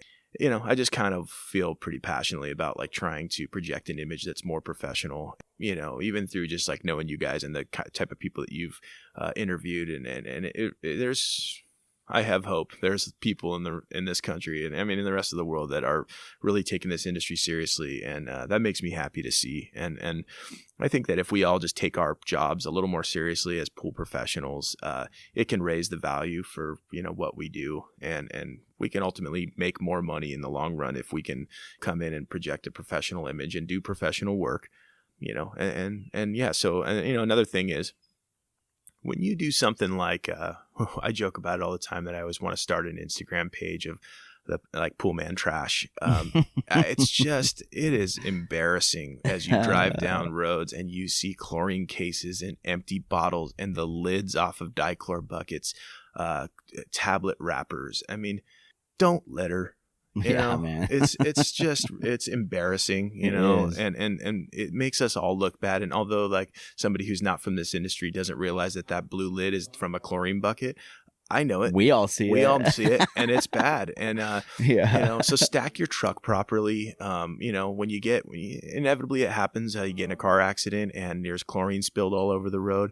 Have your MSDS forms in your truck. Do what you need to do to try to not have a negative impact on, or put the spotlight on, hey, this is an issue with the pool service business, because the fact of the matter, there are people fighting for us to help us not have to pay more money to be regulated, have our trucks inspected, and have to carry placards for our trucks, and ultimately just cost us a lot of money and hassle. So do them a favor and responsibly stack your truck and maintain a professional image so that we can all try to sell what we do for more money and just overall get rid of all the crap. For sure.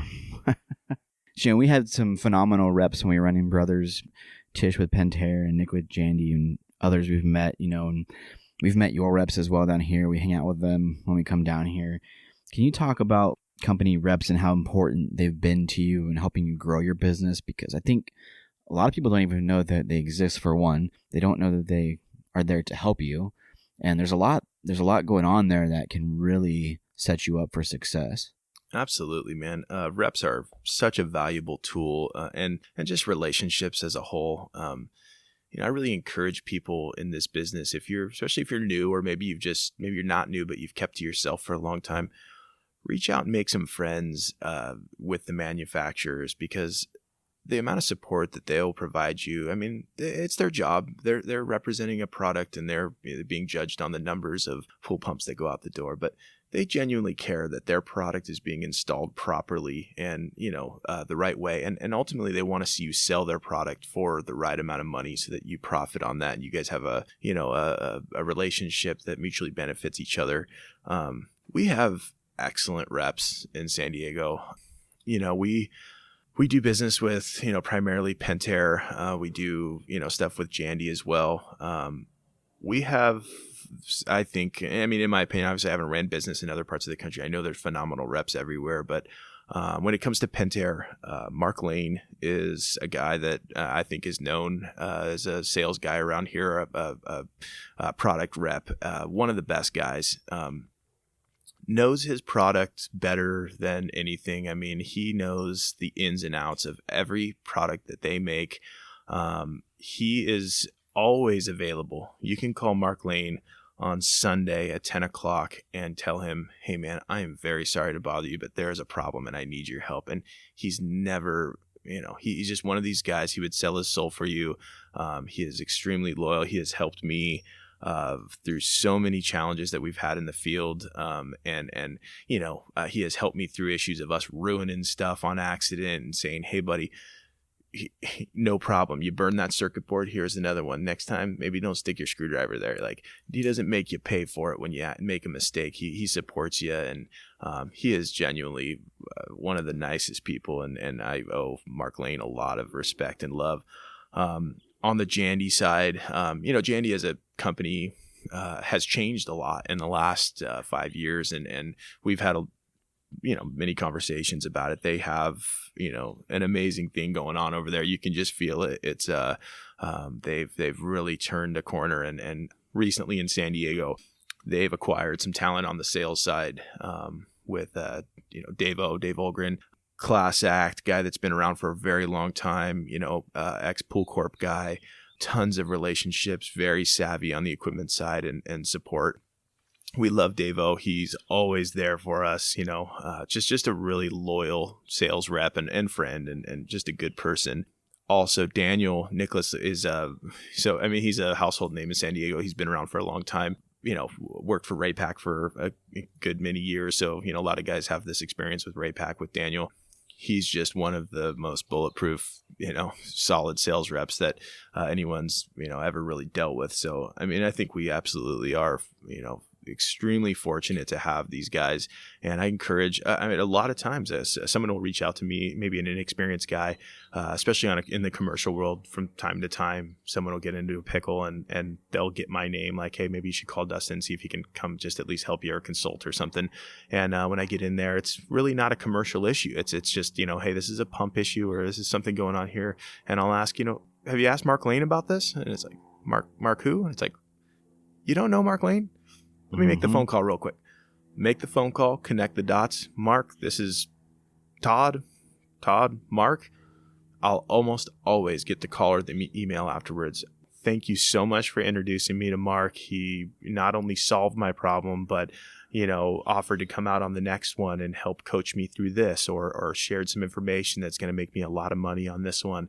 I just really think that sales reps are more important than a lot of people think about, and lean on them. They want you to, don't I don't think that they would be, put off by saying that that's their job. They want to help you and support you. Reach out to them, and I guarantee you'll learn something, Yeah, I can't tell you how many conversations I have the same thing, man, where they'd be like, I have buddies and friends who are like, hey, I need help with this. I'm like, well, did you reach out to Jason? I can help you come fix it, but sure, I don't got time to do that right now. Yeah, it's not my job. That's their job, man. Yeah. Did you reach out to him? Yeah. Who's Jason? Who's this? Like, really, man? Like, yes, I don't really blame them, because nobody really told me about that either. So that's kind of the point of the podcast and getting this information out there is, those people are there to help. People are shy to contact them, or they don't want to admit that they're wrong or messed up. But like that stuff gets fixed like instant, dude. When you call those people and they're like, oh yeah, I got your back, bro. Like, we've gotten, I'm not saying that they're going to flow you free product all the time, but we've gotten free product or replacements where we've gone through warranties where it's like, hey, yeah, we'll warranty that for you, no problem. When you support them and you buy their product, they support you back, and it's kind of like this give-take relationship, and it's really cool. If you're not using reps, man, and you're not using that, and also the back end stuff, dude. If you don't have that hookup where you're getting money on the back end, that took me like a year and a half for someone to even told me about that, dude. Yeah, incentive programs, man. Please use them. That money is there for you. They many times, we've talked. It's funny too. Like sometimes I see equipment going out the door. These guys are putting equipment sets in. Selling 60, 70, 80 pieces of equipment a year, and then I come to find out you're not signed up on the incentive program, and you have no idea what that's like. The way our model works, it's grown into this, is kind of sucks, but I use my incentive money to send to Uncle Sam. Yeah. We used to use it to go on vacation, but as the business grows, the amount of money we have to, pay into taxes is just unrealistic for us to think that if at the end of the year someone wants to give me a $6,000 check or a $7,000 check, that I'm going to go put TVs all over the house. It's, sure. We're going to spend it responsibly, and it is so important. And the fact of the matter is that money is built into the product that we're purchasing. They want to give you this money. Yeah. So please, reach out to your sales reps and ask them, what the incentive program looks like, and build a relationship with your sales rep, because they truly, they want you to reach out to them. And like you said, with warranty, meet your warranty stations, build relationships with your warranty stations. They'll help you, and that's, because we've all been there. You put a pump in, you got the one bad pump off the pallet. Yep.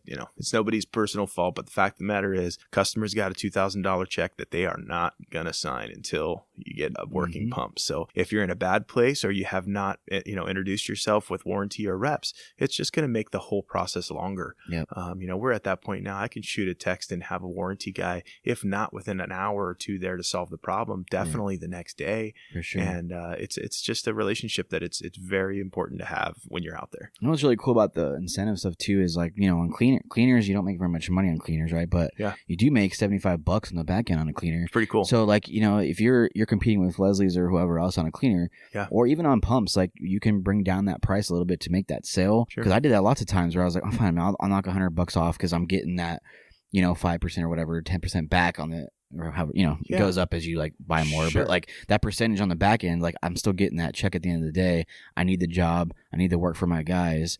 Like, give me the job and I'm going to make the money on the back end, especially with cleaners, man. Slinging cleaners there's no money in that front end really. Yeah. It's not a profitable item, but the good thing about cleaners is, you got a great incentive pretty much on all of them across the board, even the ones that we don't really mess with. I know that everyone gives a good incentive, but, not a lot of profit, but ultimately it's making your job easier. It's making the pool more serviceable and it's good for the client. So yeah, I mean, cleaners are huge. I remember feeling for a long time, like, I don't really want to focus on cleaners anymore because you don't make any money. You don't make any money. And it's like, I'm having to buy a $350 cleaner and, well, you know what? I'm telling you, buy and sell cleaners and you will see your incentive check at the end of the year go way up because you're right. A lot of them have pretty high incentives. Yeah. And I think the way Pentair's works too, it's kind of like a separate one. So like you would get, I think we got a couple of $3,000 checks that were just from cleaners. That's cool. That's cool that we use that for the trips and stuff to take our team out. We use the other stuff to, like you said, to do taxes and all that bull crap. But but that's cool though, because that's money that you're not getting right now, right? Yeah, and you're going to spend it one way or another, man. You're going to pay for the trip or you're going to pay your taxes no matter what. But the fact of the matter is it's free money that's sitting there. Go sell, sell products, do whatever you can and get that, get the incentive at the end of the year. They want you to do that, man. It's, like you said, it's putting the price and they have these cool trips you can go on. We never went on any of them, but there's a lot of cool things you can do with the incentives where, you get to go to these luxurious resorts and it's all inclusive paid for because you made this back end money. It's some cool stuff. Yeah. And they're good relationships to make, man. These are nice people, and in San Diego, I can't give enough love to, and there's other reps and, I'm not going to talk about everybody, but the three guys that really have helped me tremendously are Mark Lane from Pentair and Daniel and Dave from Jandy. These guys are all top notch and I got a lot of love for these guys. For sure. So, you've just recently, I think the APSP chapter, right, opened up back in San Diego and kind of you've got involved. Why do you think it's important to kind of be involved in things like that? Sure. Yeah. So a little, I guess, a little history on the organizations, it's like, IPSA was something that I joined. It's Pool and Hot Tub Alliance now. Oh yeah. And I'm going to call it APSP until somebody literally kicks me in the nuts and tells me not to ever do that again. But but it is Pool and Hot Tub Alliance. Pool and Hot Tub Alliance. If you guys are looking for it, that's what it is. That's what it is. It's the same thing. So so I joined IPSA, years ago, basically for insurance. And at that point, I also thought, well, what? It's cool because you're going to join a group of like-minded people and you're going to network and you're going to learn stuff from people. And I quickly found out that it just that particular model wasn't for me. I think it really is geared more towards a residential pool route and also an independent guy. It's not necessarily geared, in my opinion, for people with big companies, based on the sick route coverage and that type of thing. Very valuable for other people. I'm not talking down on IPSA. I know it's a very established organization and there's a lot to offer to people, but it wasn't for us. So once I fell out of that and got into a independent insurance company, we really weren't part of anything. But I've always had the burning desire to just be a part of something and some form of a network. Had a lot of ideas of trying to start one myself or because we really do. I have a group of people that I run with, that are just really good people. Terry was here last night. Terry's awesome. Terry from Coral Pools, another guy that is just, one of my best friends and just an excellent person. Chad Cotton, Rancho Vista Pools from here. Runs a legitimate business, is a great guy to work for. And all these type of people, if we can get them in the same room, we can come up with some, ideas and get some stuff done. After a couple of years of really nothing happening, just brief conversations, I was asked by a guy here in San Diego who's also just a player, Javier Payan. He runs a big service company out of San Diego, probably one of the biggest companies here. He's a guy who's been a IPSA chapter president. I think over 30 years in this business. Really, really cool cat. He was able to bring back to life the APSP chapter that just, from my understanding, we didn't really have one going on here in San Diego for a long time. There may have been one back in the day, but it kind of fell apart. And so him and a couple other key players got together and went out and got some guys and are working on putting a chapter together. it's still very young. It's not a lot of people, and we're working to try to get more people. But what I can tell you, I mean, I'm not on the board. I'm no, I'm not, preaching the Pool and Hot Tub Alliance thing here, but there's something powerful about putting 20, 30 people who are all like-minded and have similar goals in the same room and picking a topic to discuss, whether or not it's, unlicensed contractors or what we would talk about as like the underground economy, people who are working for cash and evading taxes and stuff, and just talking about it and saying, hey, what can we do to try to help this as for our industry? Or we did one. It was kind of cool. We did like a panel where we discussed, we had pool builders and pool service guys, and we talked about challenges, builder versus service. Okay, cool. So what are the things the service guys curse the builders' names about, and vice versa? Yeah. And that was kind of cool because we were able to get a room full of remodelers and builders and service guys where we could all in a really nice way argue about what we don't like about each other. Mm-hmm. And I think that's progress, and that's all we can ask for is like trying to elevate this business to a level where not only everybody's making money, but we're all doing things right. We're learning from each other. We're able to, in front of a room of a bunch of people say, hey, I made this mistake. It cost me a lot of money. I'm telling everybody about it because maybe you can prevent this from happening in your company. And just sharing those kind of secrets, I think, is super valuable. There's a lot of training that they also offer, in terms of certifications, things from startup certifications and, repair tech, all that kind of stuff. So, I absolutely encourage people, if you're not part of something, go, everyone will let you come to a meeting for free or a couple meetings for free just to see if it's for you. But do yourself a favor and invest that time and just see if there's a group that's local to where you are and try to be a part of something. Like you said, man, you can, you were talking about the hose situation earlier where it was stuck in the skimmer, like being able to call 6 or 7 buddies and figure out, hey, this happened to you before? How do I get this out? Or that is so... Like, I remember in the beginning, man, when it was all me by myself, like, I spent, like you said, you spent 10 hours there. I spent 8 hours trying to fix this clog one time, and I couldn't get it out. You know what I mean? Like, that stuff is valuable, man. You can get that information. Knowledge is power. And if you have a buddy, it's like, hey, man, I'm going through this right now. Oh, yeah, I did that 2 weeks ago. Do this and that. Pop that thing, blow this out, and you're done. And that takes you, 20 minutes out as opposed to like 8 hours. Absolutely, man. So that's kind of connections and that kind of...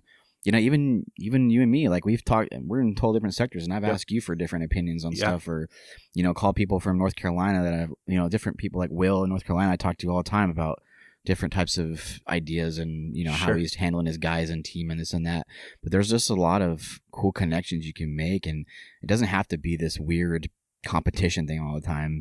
Yeah, are you competitors? Yeah, but wouldn't you rather be a competitor with somebody that's doing it right? Yep. And has the same mentality as you?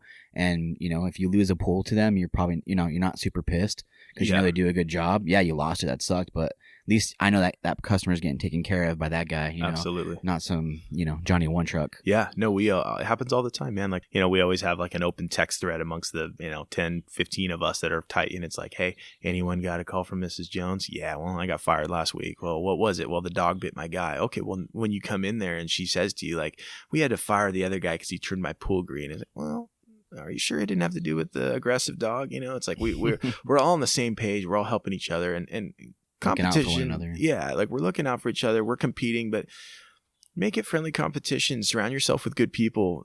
You'll be surprised at how much you have to learn from someone, even if you feel like their skill set is not nowhere near what you have. They have life experience that you don't, and always something to learn from people. So we always joke about like being like a blacklist of customers too. It's cool, and you can like totally, man, be like, hey, stay away from this person because that person is not cool. Yep, we have it, man. We it's like we joke about it's like we get a chance to review customers like they get to review us. 1 star for Mrs. Jones and her shitty dog.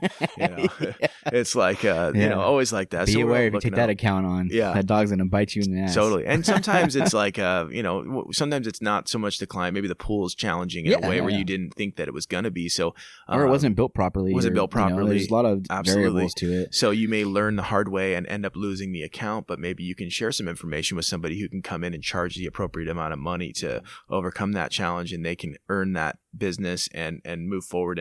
And at least what is now the client has landed with a quality service person, and you also know that your help, your little bit of information may have helped somebody who you respect bring money in for their family and help provide for their business. And the client's educated at that point too. Yep. Like maybe I charge 120 and I should have charged 240. Yes. But now that guy can charge 240. The client's educated. Yep. And now anybody who takes over that account, for the next 10 years, that client understands my pool kind of sucks. So I got to pay a premium, or, they move on to another house and they understand at that point, like, oh, yeah, the pool is not what I thought it was. I definitely understand, paying for the right amount of service. Yeah. I'm glad you said that, because I think that's kind of important too, is, what we do in people's backyards or even at commercial places is, if it doesn't work out and you lose the account, it's fine. But one thing I think we should all be doing is trying to educate the clients about the status of their property, Mm-hmm. so that when they leave you and go to contract with somebody else,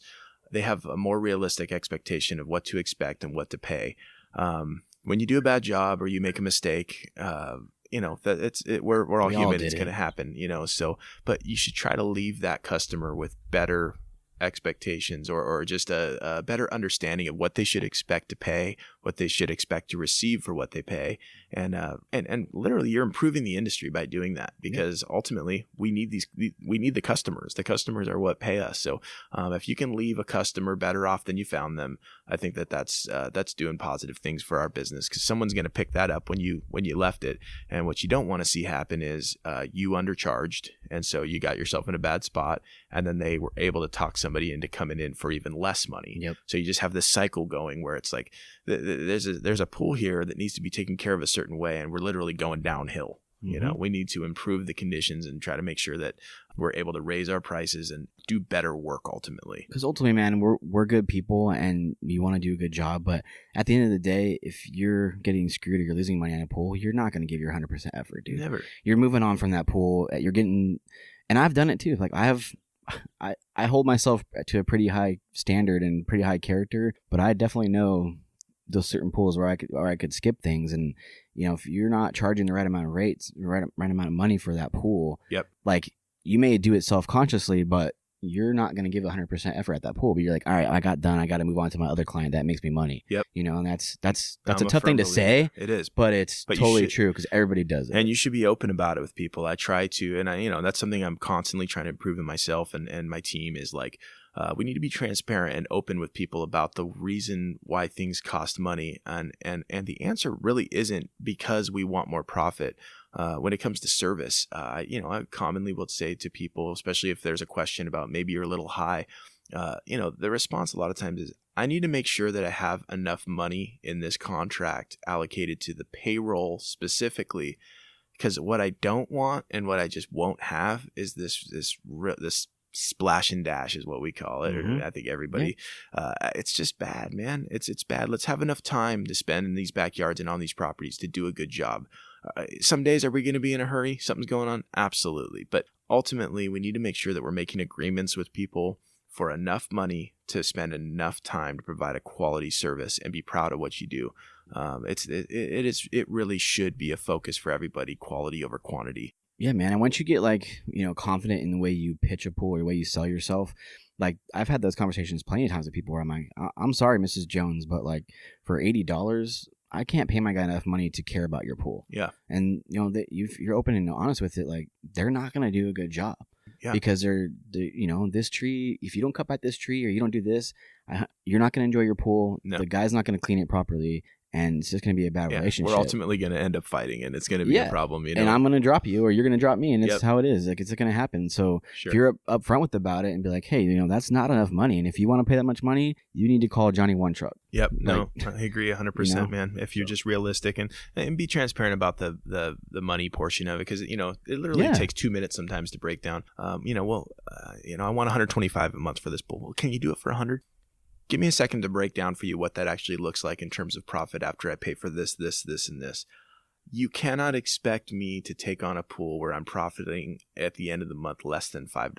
Right. Because the fact of the matter is, I'm sorry, but I need to make at least enough money to buy one meal for one of my kids. Okay. Right. So if that's one not, happy meal. one happy meal. Okay. So if we can't do that, then what are we doing here? Let's move on. And let's, you can pick a cheaper service guy or do whatever you want. But I'm trying to explain to you, I'm $125 on this pool because I need to put, this $25 or whatever it ends up being in my pocket, because that's the formula. And, I have a formula, and it was built not to maintain my mansion. It was built to maintain a service and the payroll and the taxes and everything else, so that we can all have a proper amount of money to survive. Exactly. So, well, man, you've always been a big supporter of us since that first conversation, and when we talked about the podcast, you've always been really behind it. Truly appreciated your support and your friendship, and really mean that.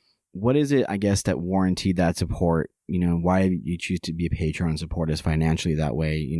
What is it about the podcast and stuff that you have always just been so much behind us, because we really do truly appreciate that. And it's been motivating tactic for us, people like you and some others that are just super behind us, and it really helps, Sure. No, yeah, man. I really do truly appreciate what you guys are doing, because I've always had a desire to try to improve this industry. I'm one person, and we're not a huge company by any means. We're medium size, and so when it comes to what one person can do, especially on a local level, to improve the industry, you can put a lot of hours in and you can do everything you can, but I just don't know if it's a whole lot. So, what I see and what you guys are doing is you're reaching so many people in this industry. And in this day and age, as technology is moving forward, social media and everything else, this is a platform that, and you guys have said it many times before, and I want to kind of say it again and encourage people, especially if this is, for whatever reason, the first time you've ever listened to this podcast, putting an earbud in while you're doing your job. It blows my mind how much I've learned, and even just, listening to a comedy podcast or whatever it may be, having an earbud in and learning to multitask and do your job, you can soak up so much information, in a 2-hour podcast with what you guys do. I've learned a lot from, and not only just the podcasts that are more technical or with, chemical manufacturers and things like that, but just like the one-on-one interviews with other service people that are going through the same stuff. It's just, you are making an impact in our industry, and there's not that many people that are doing it on a level that you are. So it's not only that I appreciate it, I support it. I will, whatever I can do to help, but most importantly, I appreciate it because I listen to this podcast. It's important to me, where I learn things. So yeah, there's a lot that can be done here. And I know this is early, man. I hope that, you guys look back in 5 years at, podcast number 380 or whatever. And you're seeing things happen and things are changing. I think, you're seeing it. The numbers are building and people are catching on. And this is such an easy way to learn, because something that I've always kind of thought is funny about this business, especially once you get trained and you know what you're doing and you're, out there grinding, doing pools, is besides the education that our manufacturers step up and give us once a year, with trade show season and all that kind of stuff. I'm not a big classroom learner. I don't do well. I go and I support and I do learn some stuff, but I learn much better in the field. And the fact of the matter is, we don't get to work together. If you've got a pool cleaning company and I've got a pool cleaning company, I don't ever get to ride with you. I don't get to see how you do it. Every time I put myself in somebody's truck, whether or not it be one of my employees or another buddy who's doing something, I learn something. And it could be something as stupid as the way he rolls his vacuum hose up, or the way he, takes apart a valve or whatever. It's like, I don't do it that way. That's weird. And then you think about it, it's like, I can't believe I learned that today. I've been doing this for, 17 years, and I literally just learned that I'm not supposed to be using this lube. I should be using this lube or whatever. It's like, these are the stupid little things that you never get a chance to learn unless you just network and figure out ways to hear. So I really believe that the podcast is an excellent way to get some exposure of all different walks of this business. Absolutely support, if you haven't. It's a ridiculously small contribution to be able to help you guys out, and I encourage anybody to obviously you can listen to this podcast for free, but if you can support through Patreon, it's something very small, and it helps you guys get better content, and ultimately that's all that I know you guys are after, is trying to get good content for this industry to be able to put an earbud in and learn something. Yeah, we're out here in San Diego right now, like that isn't free, No. It's a huge commitment, man. I mean, you guys had to, go away from your family for days and drive out here to California just to, make, some meetings and do, podcast stuff. It's like, that's a job, man. You guys you're spending money, and ultimately it's going to make this business better. And so I just hope that people will catch on to that. And if you don't care, if you don't want this business or this industry to be better, I understand. Keep to yourself and stay out of our way. I don't know if my kids will, maybe want to be in this business in one way. I'm not sure. I have young kids, but I can guarantee you this, that if my son or daughter decide that they want to join this industry, whether or not it's, join another team or take over my business, I will do everything in my power to make sure that this industry is better than how I found it. It's a very small commitment, a couple hours a week or whatever it is, just to try to do something to pay it forward. Join a IPSA chapter or a Pool and Spot, the Hot Tub Alliance chapter, or support the Pool Chasers, or just do something, because we all kind of owe it to this industry. It's a awesome job, man. This is we have one of the best jobs there is out there. I always say, like, you're never really going to be rich as a pool guy. I know there's some rich pool guys laughing at me right now, but you probably aren't paying your taxes. But this is a great job. Let's do our best to make the industry better. Yeah, for sure, man. Well, thank you for the support again. It means a lot to us, and like you said, it's a small contribute from you guys, but it really makes a big difference in allowing us to do these trips and funding these different types of things to get you guys the content. So, thank you for that. So we'll kind of wrap it up here. Where can people kind of find you if they want to reach out? What are your channels on social media? Well, you can't find me on Yelp. Nope. No Yelp. So, I would say these days, we have a website. So, it's precisionaquaticssd.com, like San Diego. On Instagram, it's Precision Aquatics SD. I try to post pictures of what we do, and ultimately it's usually like lighthearted, funny stuff, whatever. But yeah, but it's kind of like an online community too. You get to, like you said, you get to see what other people are doing around the world, and it's cool too. I think it's cool, man. I learn some stuff sometimes just looking at what other people are doing, and that's probably one of the most interesting things that I spend time on social media, is just scrolling through people's pool accounts. It's you were talking last night about the guy who put the picture up and he was so proud of his equipment, and you guys found out that it was plumbed in. Yeah. Well, you see weird, funny stuff like that all the time, where it's like, you wonder, like, is that wrong, or am I just confused about what I'm seeing? But ultimately, just like on any online platform, it's always you scroll through a list of comments of a mix of negative and positive things. You're always going to get a good laugh at some of that stuff. So yeah, it's pretty funny, man. Cool, man. Well, thank you for the hospitality, man. Thanks for letting us stay here. It's definitely helped out. Not having to pay for a hotel. We really were stoked to come hang out with you and your family, and appreciate that. So thanks for your friendship as well, man. Absolutely. You too, man. I'm glad to have you guys. You're always welcome here at the Anderson compound. And thank you guys for your friendship. And I'm looking forward to, continue doing cool things, man. Cool. Thanks, bud.